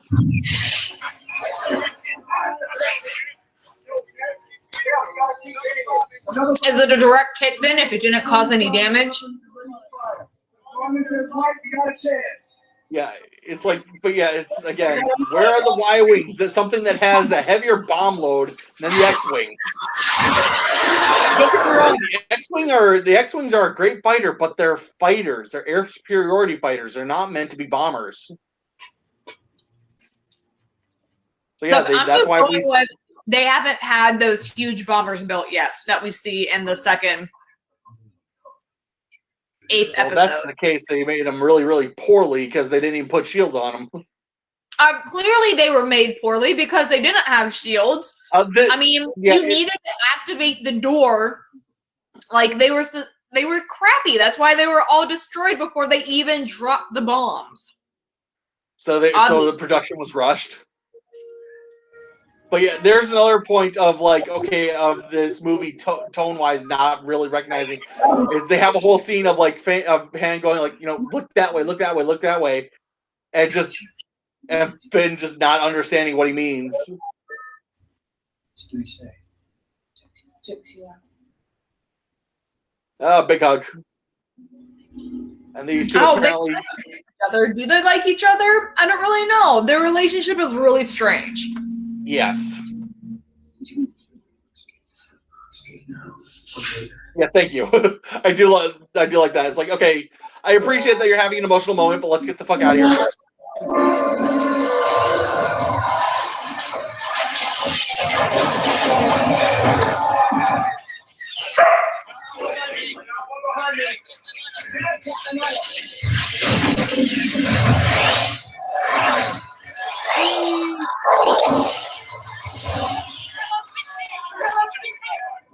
How many X-Wings were in this fight? Because we're just seeing them getting decimated. No shit. My friends have excellent explosives. Excuse me. General, are you seeing this? 2 more X-Wings up. Let's have our fleet destroyed. Oh man, half their you guys fleet. really suck then. If you lost half your fleet that quickly.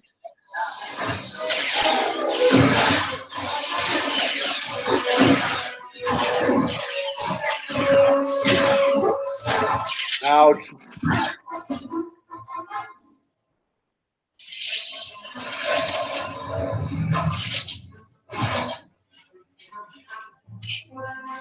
What are you two doing here? Right? Well, I guess they had to open up the doors.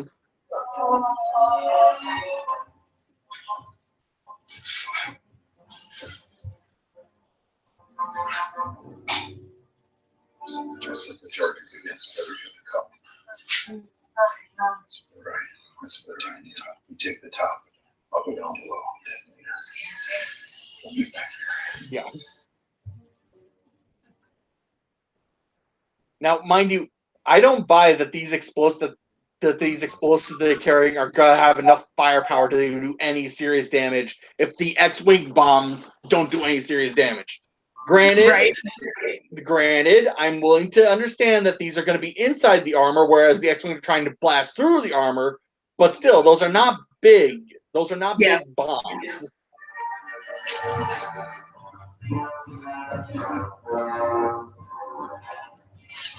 And they're also on a thing the size of a planet, and he knows exactly where to go. He knows exactly what's going on, apparently. Fine. I mean, okay, Baron, I guess you could make the argument that this is strategically the place they'd have to target, so I guess they could do that. They're running out of daylight. Yeah.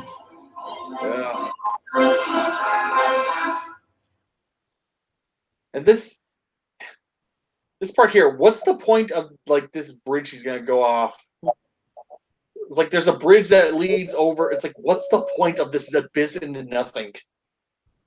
Obviously, it's just a design that needs to be in every like bad guy ship because every random abysses were there in the ships, like the Star Destroyers.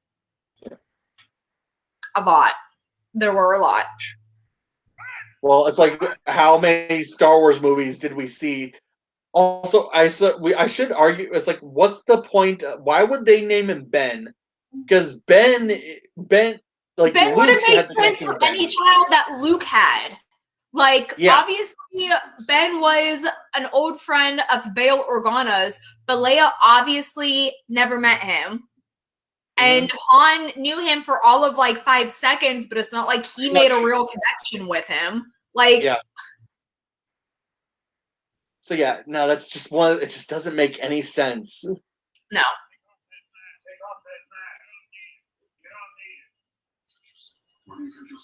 Yeah.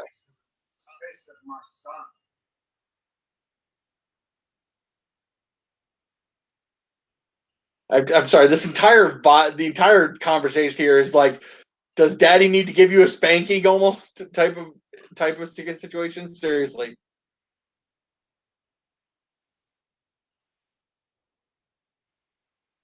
Where are the stormtroopers? Why aren't the stormtroopers shooting at them? I don't know. So I destroyed them. That's what Snoke wants you to believe. Yeah. But it's not true. And also, where are the guardrails? According to the name Ben, obviously there's still hope for him. Otherwise, he would have been like, Ben Solo is dead. Yeah. Only Kylo Ren remains. Because that works so well for Anakin and Darth Vader anyway. You do that evil voice a little too well. I practice a lot. Just kidding. I might have to make that, like, seriously, I might have to make that my ringtone or something. Oh dear Lord. Just you going like evil voice shit. Is yours buffering? Mine's buffering. No, mine's not. Hold on. Let me pause. Okay, I just paused mine. Where are you at exactly? It says syncing the group. It should just sync up to whatever you do. Okay, well, I just paused it, so we'll let you get back in, and then we'll replay then. All right. Anybody watching, I am at 147.28. So if you're watching online, sync up. That's where we are. I was gonna say maybe if you just try hitting play, mine will catch up to you, and if that doesn't work, we'll try something else. Okay, I played it again. No, all right, never mind. I gotta try something else. It's still paused. Paused. Because I don't want to skip. What? I don't want to skip by this. This is a scene where we can start. All right, let's join the stream and see if that helps. Yeah, rejoin it maybe. I don't know. Yeah. Yep. All right, I think we're good now. Yep, we're good. All right. Do you see a time on yours? What? No, but it's paused at like Kylo's face. Yeah. Same here. Okay, cool. But this like he just says, "I want to be free of this pain." It's like there's nothing forcing you to be evil. That's what I mean. Like if you're in that much pain over joining the dark side, like someone convinced you the wrong way to join. Like maybe you're not where you're supposed to be. Killing your dad's not really gonna help. Well, it's like because the whole point of the dark side is that, like, that was the whole thing with Anakin. They used his attachments to family to turn him.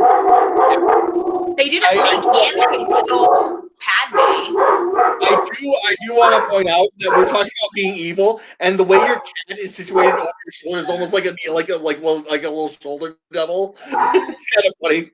It would have made more sense if like Snoke had killed Han and then blamed Rey and Finn somehow to like turn him. That right, I am 100%. Yes, that would make more sense. Snoke should have told Hux to kill Han Solo instead of convincing Rey. That would actually make more sense. Your dogs are going insane. Somebody came to the door. I'm sure they're trying to sell us something. No. Oh, never mind. My dinner was delivered. Yeah. Oh, God, I hate this so much.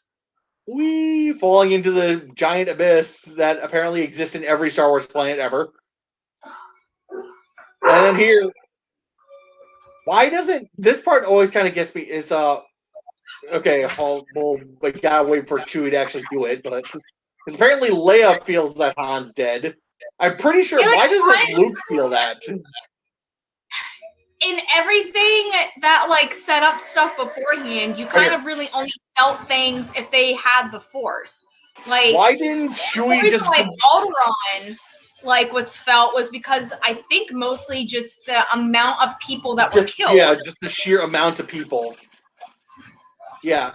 But there, it's like, okay, we have seen Chewie's bowcaster blow people away, yet he shoots Kylo, and it's just a little out. It's a little scratch almost. But yeah, no, I really like what you said. Is like, okay, what should have happened is like Snoke somehow convinced Ben that Leia was convince him that the good guy is responsible for Han's death. That would actually make more sense, and I could actually get behind that as a thing. Like it just doesn't make sense that he's feeling conflicted and that somehow making him kill his own family is going to help. Like, yeah, no. Well, it's like the part that gets, it's like, okay, you're in so much pain, and it's very clear what's causing you this pain. I'm pretty sure you have an idea of what you need to stop doing to get rid of the pain. Right. Like, you're in pain because you clearly don't actually want to be on the dark side. Yeah.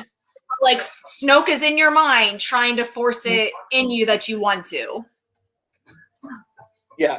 And it just makes me think of drug addicts.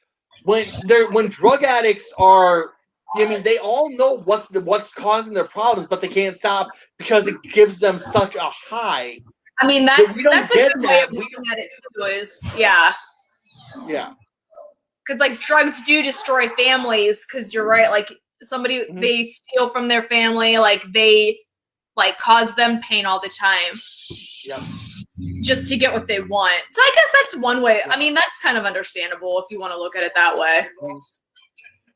Although I do like how if we actually look at Kylo's lightsaber, if the blade is not as stable as the other ones we see, it's wavy. So I like that it kind of implies that the thing's unstable. It could just explode randomly. Granted, it'd be cool if we actually saw that, but still. But yeah, kind of remember Kylo made an unstable lightsaber more than anything, actually. Yeah. And here we see the only point of these crossguards. Not smooth there, bud.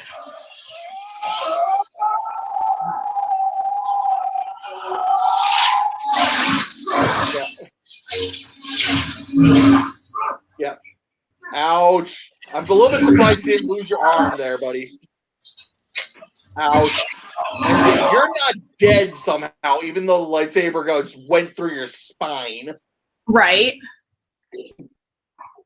And here we go. Thanks, I'm gonna wait. Like I said, this movie is so dyslexic, I guess is the best way to say it. How did he not touch that? Yeah. Well, it just reminds me. Out of the I would have taken it to the face to catch it to keep her from getting it. That's just what I was gonna say. There's an actual would have been wham, mine. No. It was aimed for his head. Why would you duck out of the way? Catch that thing. Come on. No, but that's a thing. There are a lot of lightsaber choreography fights on YouTube. And there's one called Ryan versus Dorkman 2, where that's literally a plot point where they're both standing side by side with each other. One's trying to push the lightsaber away, the other's trying to pull the lightsaber towards them. And what the guy does is he pushes his arm down, so instead of catching it, it just slaps him in the face. And it's that's kind of what I feel like is just supposed to be. That's supposed to be a call back there, but in this part here, it's okay, you guys were in dogfighting right there, yet now you're in space again, and now you're back down to the planet again? Yeah, and flying into the trench. You don't do that. Never do that, because you can't maneuver now. Yeah. Well, they're trying to recreate the trench scene at the end of A New Hope. I know they're trying to recreate it, but reiterating A New Hope. But yeah, it's you guys cannot maneuver. So seriously, I mean, what you could do is say, okay, one fighter do that. All the other ones pull out. Here, one fighter stay in the trench to do the shit, and then everybody else covers pull out and cover the guy. Nah, obviously, strategy is not their strong suit. Yeah, no doubt. Well, which is something I'm gonna get into when we finally do a New Hope. And that TIE fighter pulled out of there real quickly, and now he's just flying around that giant open space that we saw. Maybe they shouldn't have a giant open space for no apparent reason. Yeah, and right back out the hole he created, or that was blown open for him. Yeah, I don't know.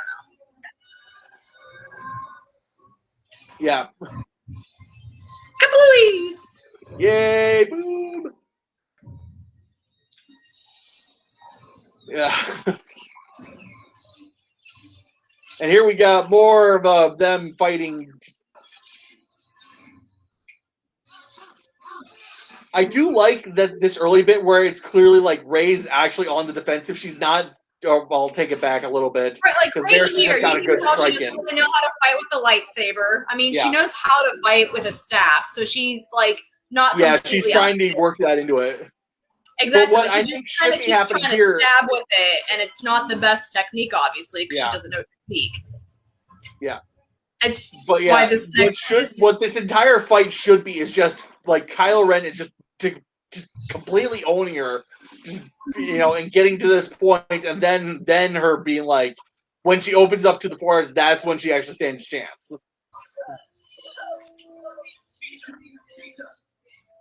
It's true, you do. I can Yeah. show you the world. Shiny, shimmering, splendid. Thank you.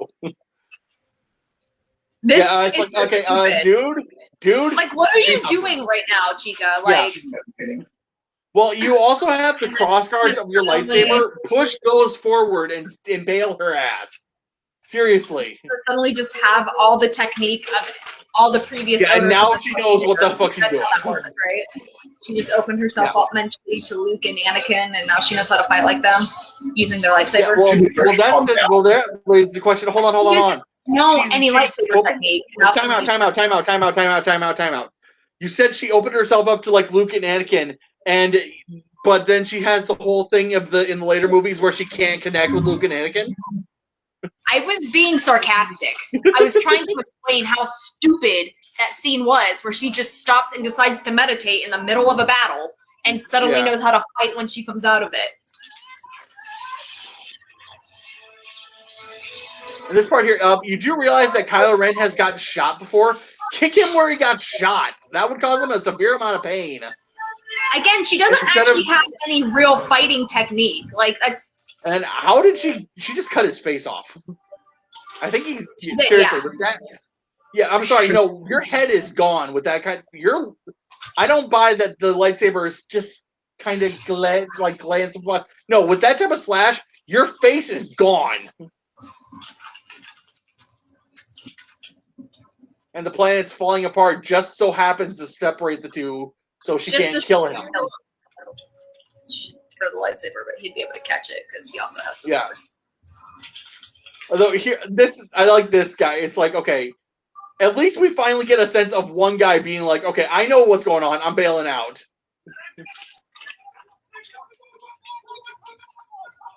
Yeah. Yeah, it's like, seriously, I think everybody would be, it's like, no, abandon your station, bail out. Get to the escape pods if you have any.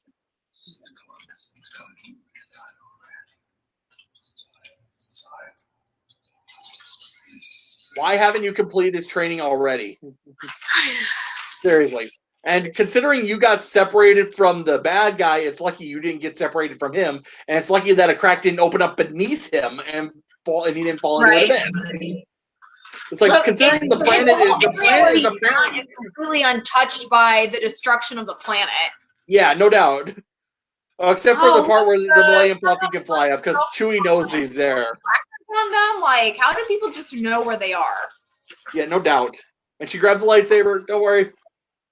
Well, that's good. Yeah. He's also one with the Force. Why was he on his back? I thought he got hit on his back. Yeah, you got sliced. Yeah, I just thought about that too. It's like you got slashed in the back. Let's put you on your wound. Probably shouldn't have laid him on his back. Yeah. Okay, now how many X-Wings survived this assault? Because it looked like about 30 took part. And I'm trying to see how many survive. Here we got the planet exploding into a sun. Whee! Okay, so 1, 2, 3. I think of maybe 6. Maybe 6 or 7. Okay, 1, 2, 3, 4, 5. 6. Yeah, that's pathetically small odds. Well, 6 X-Wings. Yeah. There's 4 plus 3. So No, there was 6 X-Wings right there. There was 2 sets of 3. No. Yeah. there's 4 of them. Yeah, I think it was 2 sets of 3. One of the other ones? Well, if there was okay, maybe 6 to 7. Woohoo! That extra one's not exactly increasing odds. And here, why doesn't Chewie? I mean, seriously, this just shows how little J.J. Abrams cares. Why didn't Chewie hug Leia? He just walked by. Yeah, I don't know. Because seriously, those two loved Han more than any but other people. Right. And she goes to hug Rey. Oh, was he? Because actually, he probably was. Chewie was probably carrying Finn. It didn't look like he was carrying anybody. Never mind. They left him on the Millennium Falcon. Chewie went to get a medic for him. Rey should have done that. You're right. Chewie should have hugged Leia. Well, had it been like Chewie is like carrying Finn or like pushing the cart with Finn on it, then I could be 100% behind it. But because then it's like, okay, the reason he's not is because he's focused on saving his guy now. Yeah. He's focused on saving his new little buddy. Oh, look, R2's awake now because reasons. Because reasons. That's exactly what it is. Like, because I remember JJ talking about R2, and he's like, he wanted to pass the torch to BB-8, and he's like, he had a bit of a conundrum with what to do with R2 to keep him out of the story until they needed him. So they just threw him under a blanket? Decided to wake him up right then. Seriously, J.J. Abrams, you couldn't think of anything else to do except for throwing him under a blanket? Yeah. Seriously, JJ, couldn't you pathetic. before you made this movie? Like R2 could have been awake the whole time and just with Leia, because that would have made sense. He didn't need to be running around anymore with the other people because BB-8 is clearly Poe's and Rey's, and we're following that. Like R2 didn't need to be in storage. He could have been awake the whole time and just chilling with Leia. Seriously. It just doesn't make any sense. Yeah, and again, you got slashed up the back. Why are you laying on their back? My gosh. Why isn't he like in a Bacta tank? Yeah, no doubt. Or like on his stomach with like, some kind of thing on his back healing him. Yeah.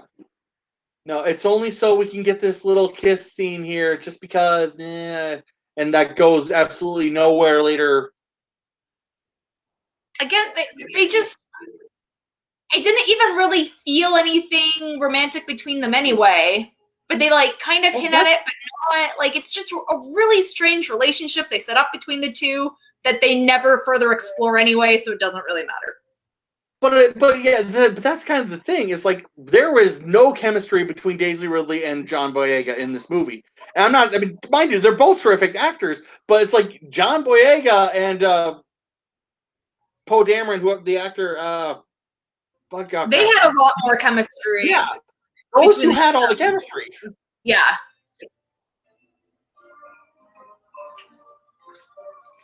Yeah, it's really should have. It's like, wait, we can see the actual top turret on the Millennium Falcon there. We could see it against the sunset. Oh, hold on. This planet apparently has an asteroid belt around it. Why don't we see that in the next movie? This movie raises so many questions about the later movies that they don't answer. It's just completely left. Yeah. Yeah. Seriously, that's something they could have done. No, seriously, we just saw an asteroid belt. Do what the Clone Wars did. Okay, so the Star Destroyers are coming in. Have the bomber. So instead of having bombers be, go up and flying piss poorly at it, have it be that they're like tanks on the asteroid. Do something like when they get in the Clone Wars or something. Yeah. They set up so many things that are just completely wasted. Seriously. Although I will say, Luke chose one hell of a planet to retire on because seriously, I would love to retire on an island like this. I don't even care that Luke didn't train her. It's just that the 3 movies just don't even try to follow each other. Yeah.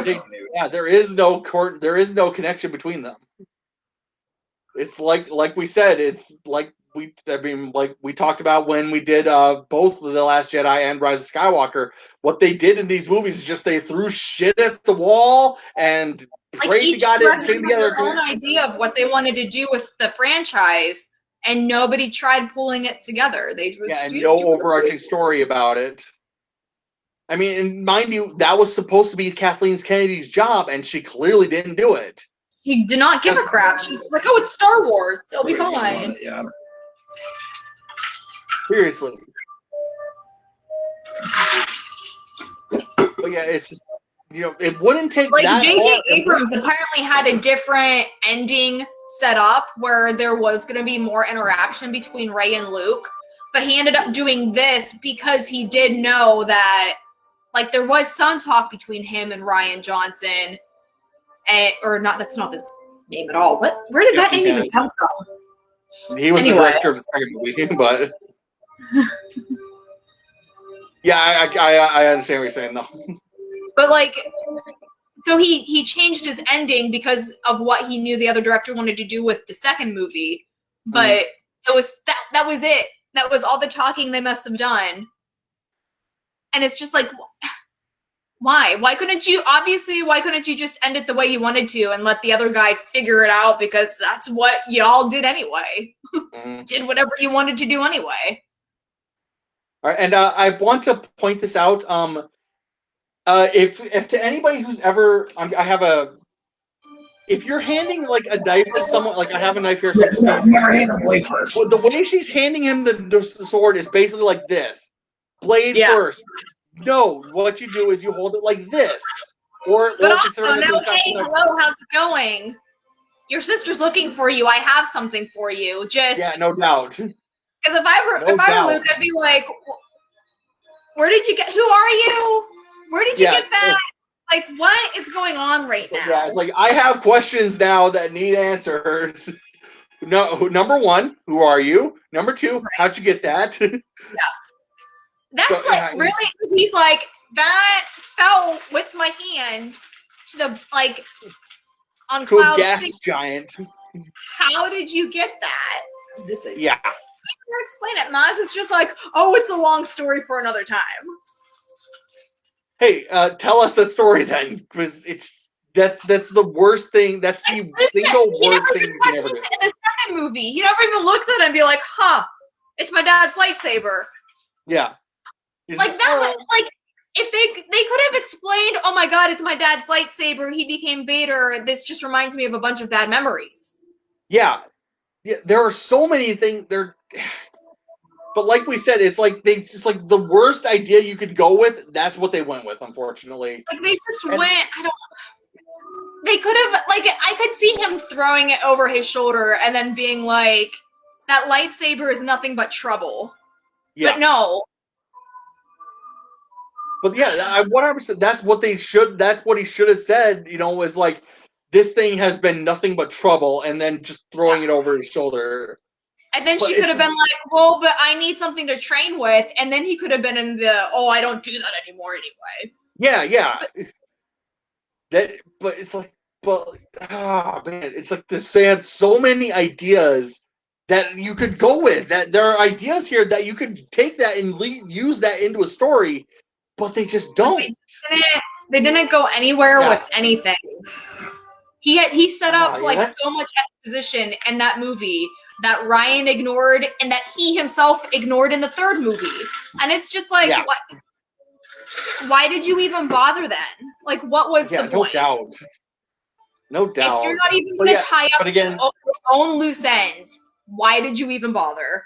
But again, that all comes back to Kathleen Kennedy, who it was supposed to be her job to figure this shit out, and she just didn't.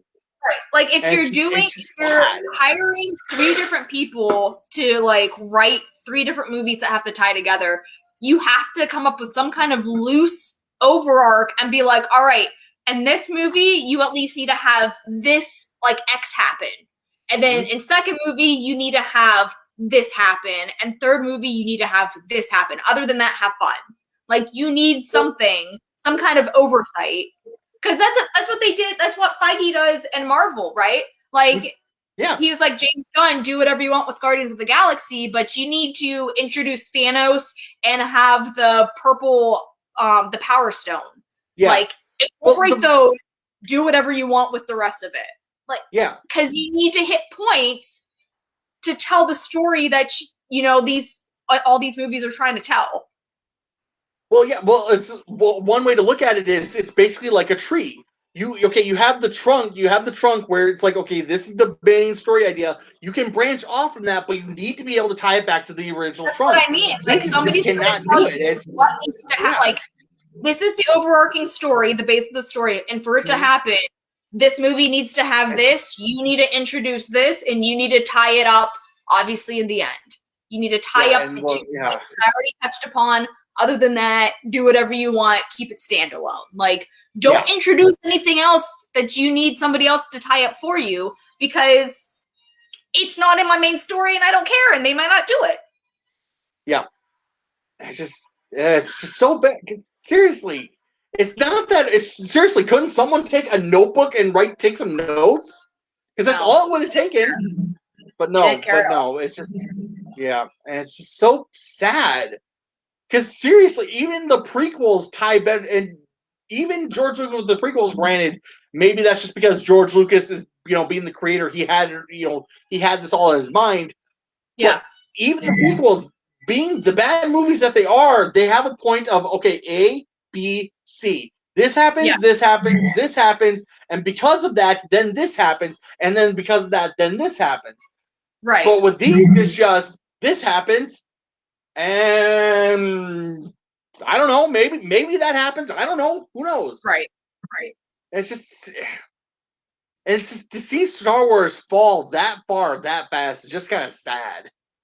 Because you got the original 3, which are great, and then just completely off a nosedive. It's just sad. Yeah.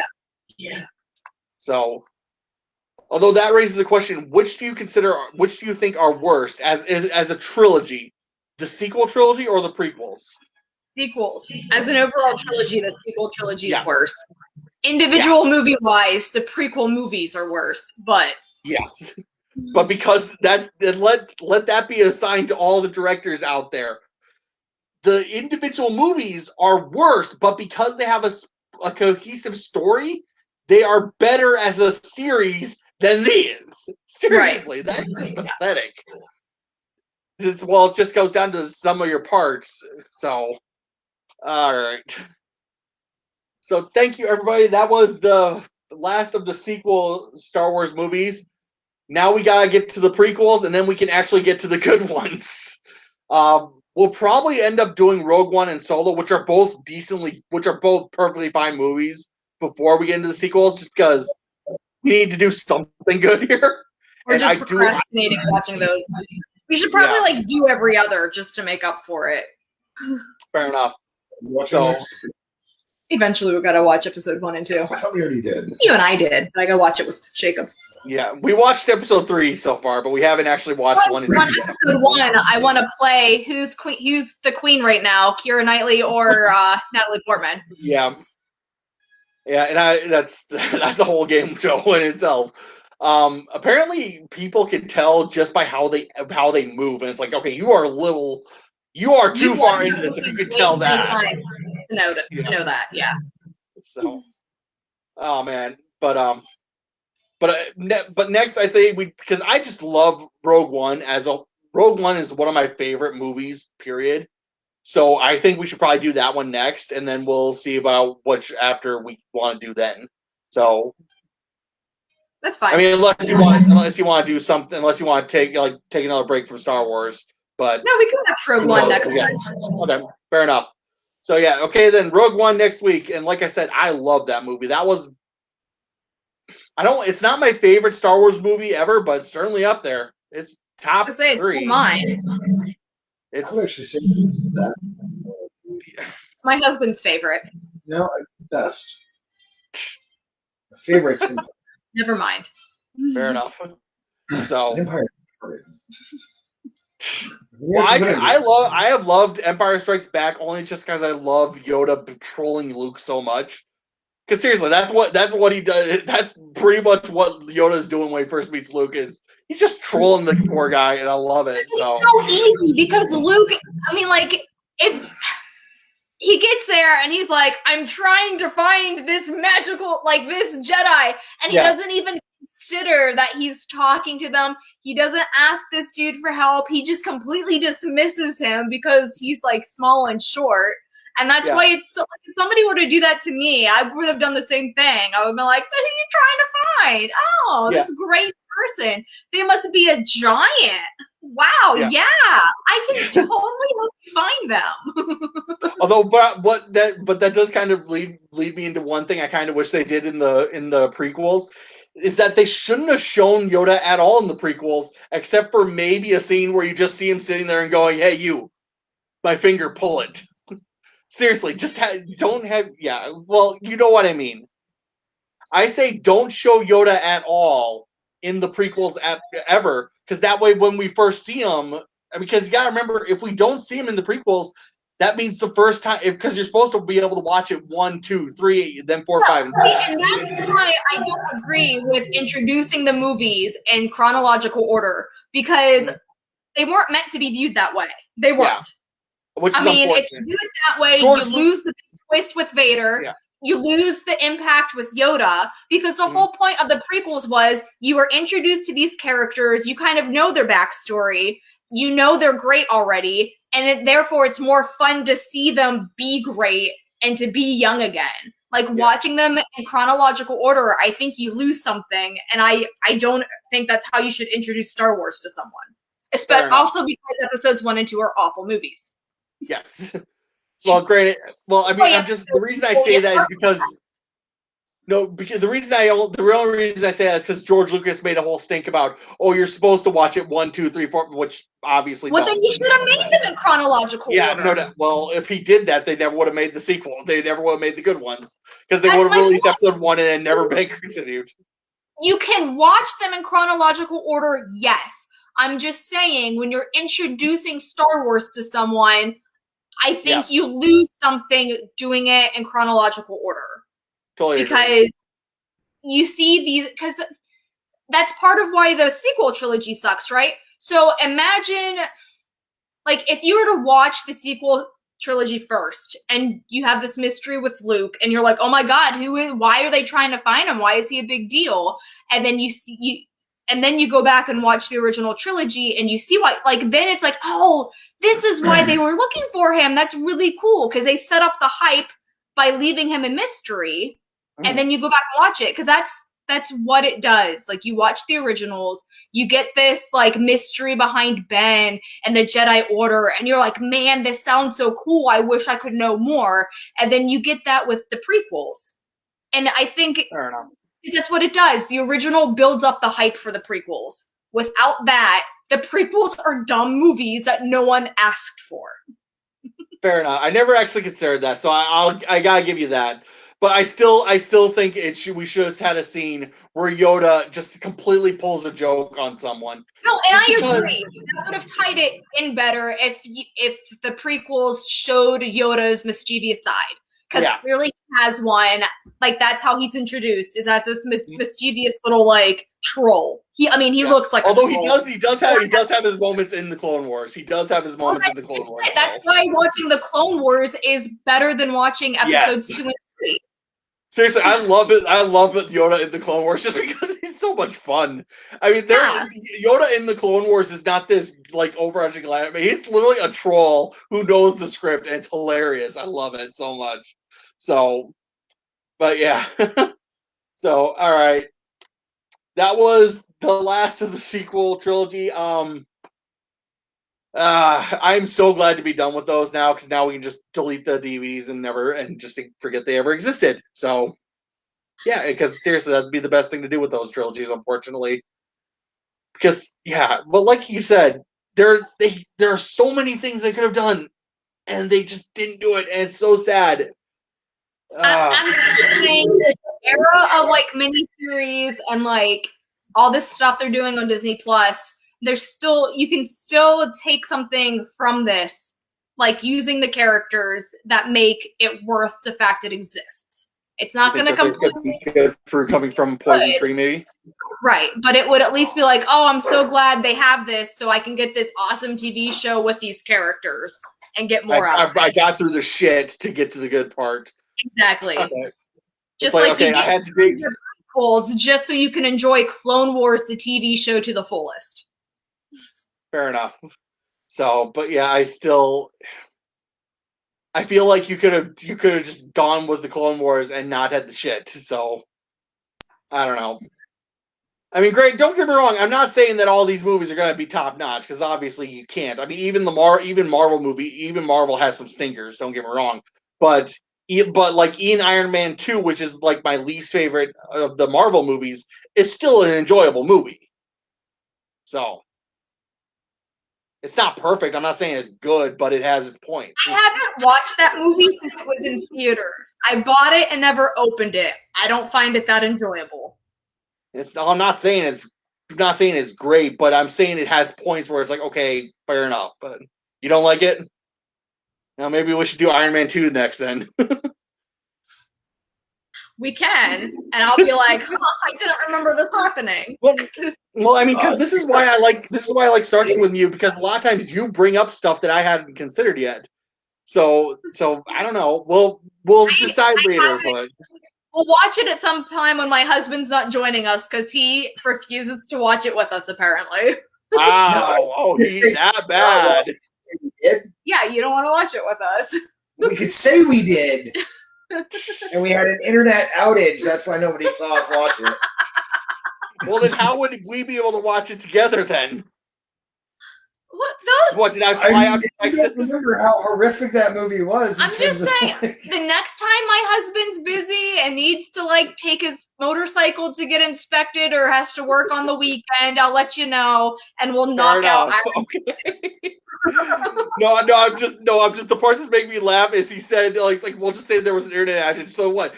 Did I like fly out to Texas that we do this like big Snark Fest together? I mean, if we're already lying about it, why don't we meet in New York? Well, I mean, to be fair, you could just do what I did during my Yankee Connection. Drink your way through it and forget everything that happened, because I honestly do not remember that night at all. It's not even worth the hangover. I'm gonna agree with my wife on that one. It's not worth the hangover in this case. Fair enough. Did that with Avatar. Avatar was just barely worth the hangover. Iron Man 2 was not. I do want to point out, with the last Airbender movie, I didn't drink. Miami Connection, I did. You had never seen the last Airbender. What I was getting into. Mind you, the reason I didn't drink through the last Airbender was because I was having so much fun just ripping on it. But that and you had already gotten super drunk on Miami Connection and knew you didn't want to do it again. Man. But yeah, no. But again, I'm not sure if anybody ever watched that. But when we did Miami Connection, I started drinking like halfway through, and for the last half of that movie, I do not remember the ending of that movie at all. I do not remember a single thing about that night at all. Apparently, we had another stream going on later that night. I don't remember it at all. I don't remember anything about that night. So, yeah, that was all I remember is this movie is shit. This movie is shit. This movie is shit. Okay, there's an ad. I'm getting a drink, and then it blurs, and then everything's just gone. It's just gone. So I don't know. I'm going through, because what I'm doing now is I'm going through and saving all these streams to my computer so that I can upload them to YouTube at a later date. The problem is this laptop doesn't like to work with me, which is why I'm going to be getting a new one here soon, and then I'll get it completed. What's up? I said, woohoo, you're getting a new laptop. Yeah. But anybody watching, that's the reason why I haven't been uploading them to YouTube yet, because this laptop just does not want to work with me. But what I'm planning on doing is just saving them all to my computer, then loading them all onto YouTube. And then when I finally get around to doing that with Miami Connection, I'm going to have to stop and actually watch what happens, because I'm very curious what happened to me in the later parts of the movie, because I don't remember. and I'm You were okay for Miami Connection. You didn't really start showing it until we hopped on to the Nerd Fest, whatever James was doing at the time. I don't remember it at all, but but apparently I fell asleep on it. I don't You remember. did. We could hear you snoring. Oh no. That Yeah, was we nice. Yes. I hopped in the other room for the second stream because That makes sense. James, like I said, James was doing something else at the I time. don't remember at all. I do not Well, remember at all. I felt bad. So, what were we even talking about? I don't know. He was What was trying something. He was trying to do like a thing called The Worst, where we talk about like funny bad experiences about. I don't know. It didn't last long because we kind of just talked about everything the first episode and didn't have anything to talk about in later weeks. But Well, you hopped on, you shared a story about something, and then you just passed out. fair enough.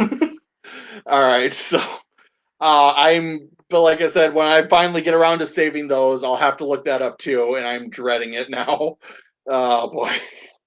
All right, so thank everybody for watching. Oh man.